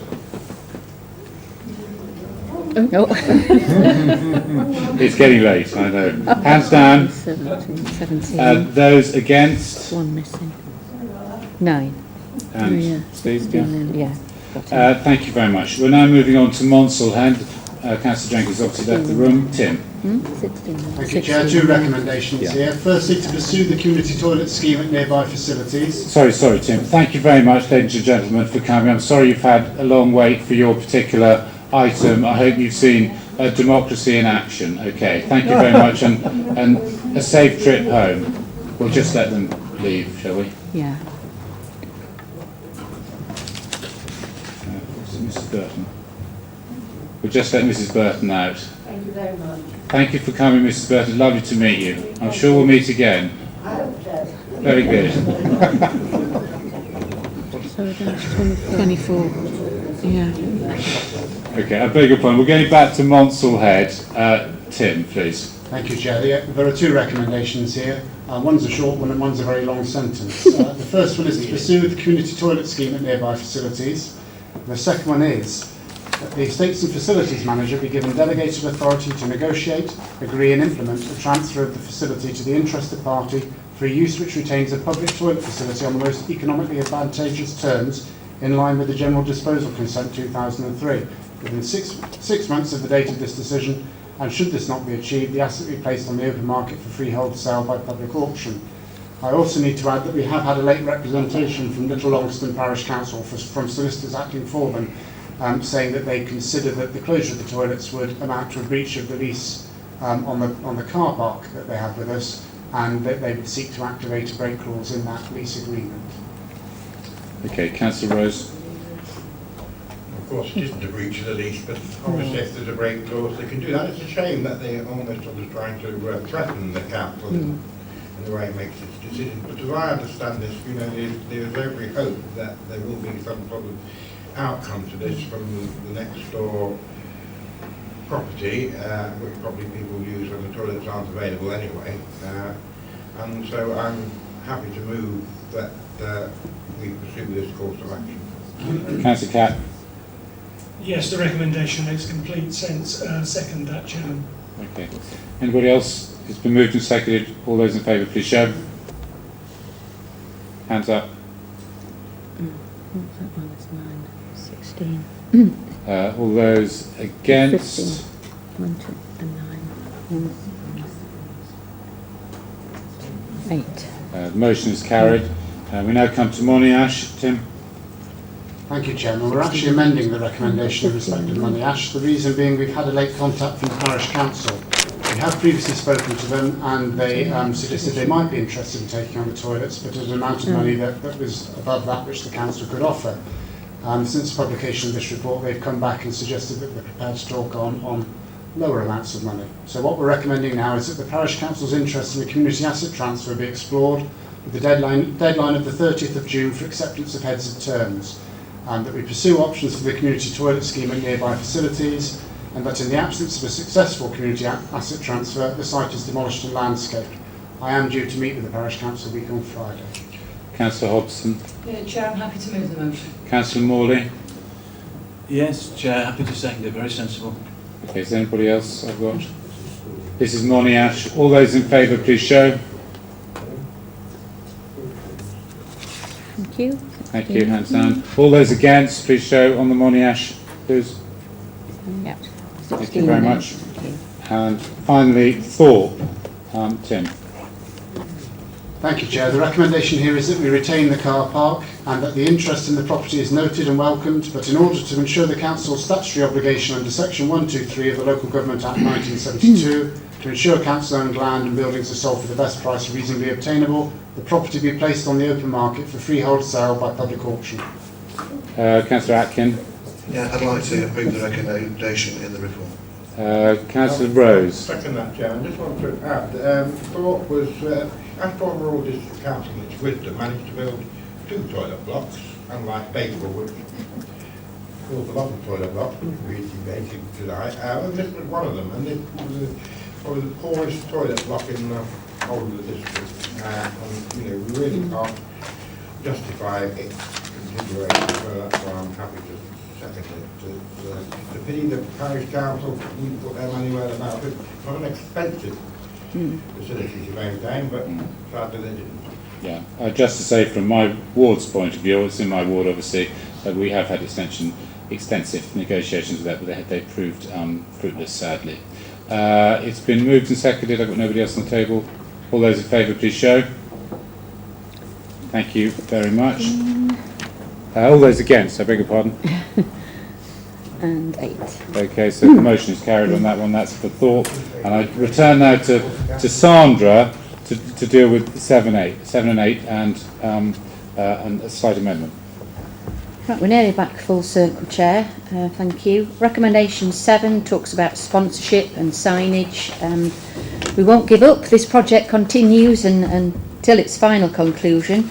The Communications and Marketing Hub has met recently to talk about signage. Apart from actual uniform signage on the doors, we do promote the whereabouts of our facilities, and a lot of visitors do plan their travel. They will look on a website to see where the toilets are before they arrive, particularly if they're on walking groups, etc.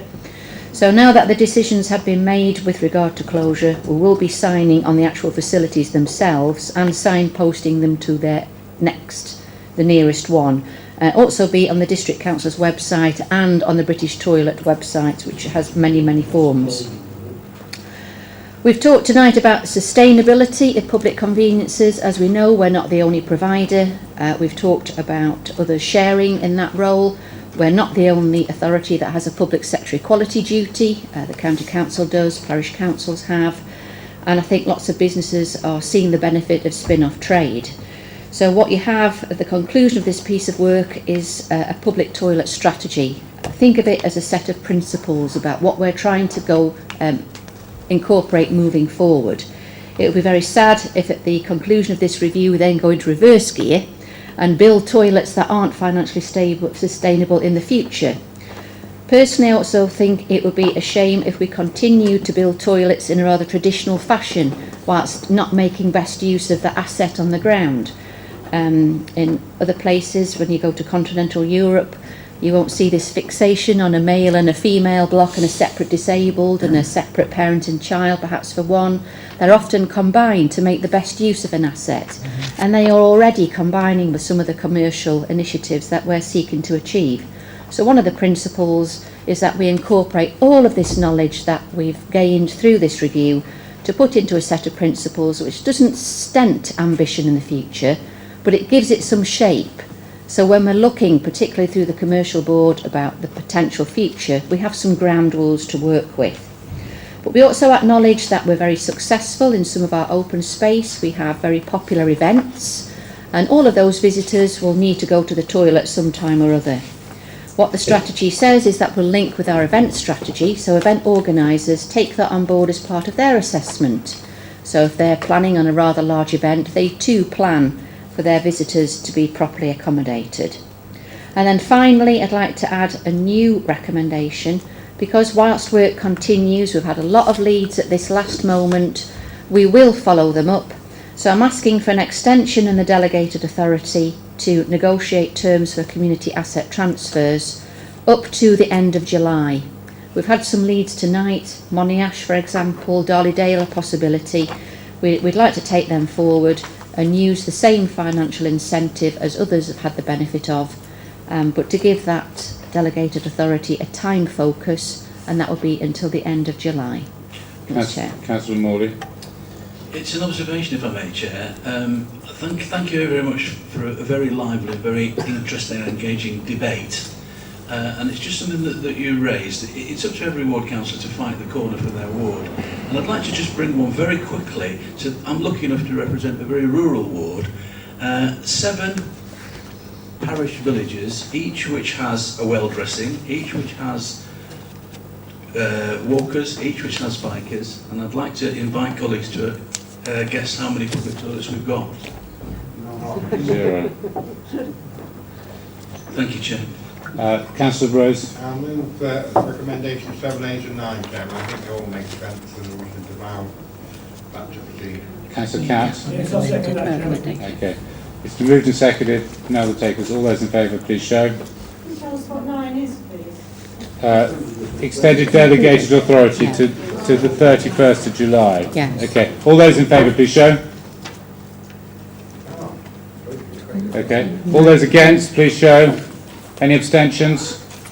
So 1, 2, 3, 4 Yeah, abstentions. 4 Okay. abstentions. Yes, Mr. Dobbs, thank you very much for being here for 3.5 hours. We've never had anyone that long. You deserve a medal. Have another cup of coffee on us on the way out.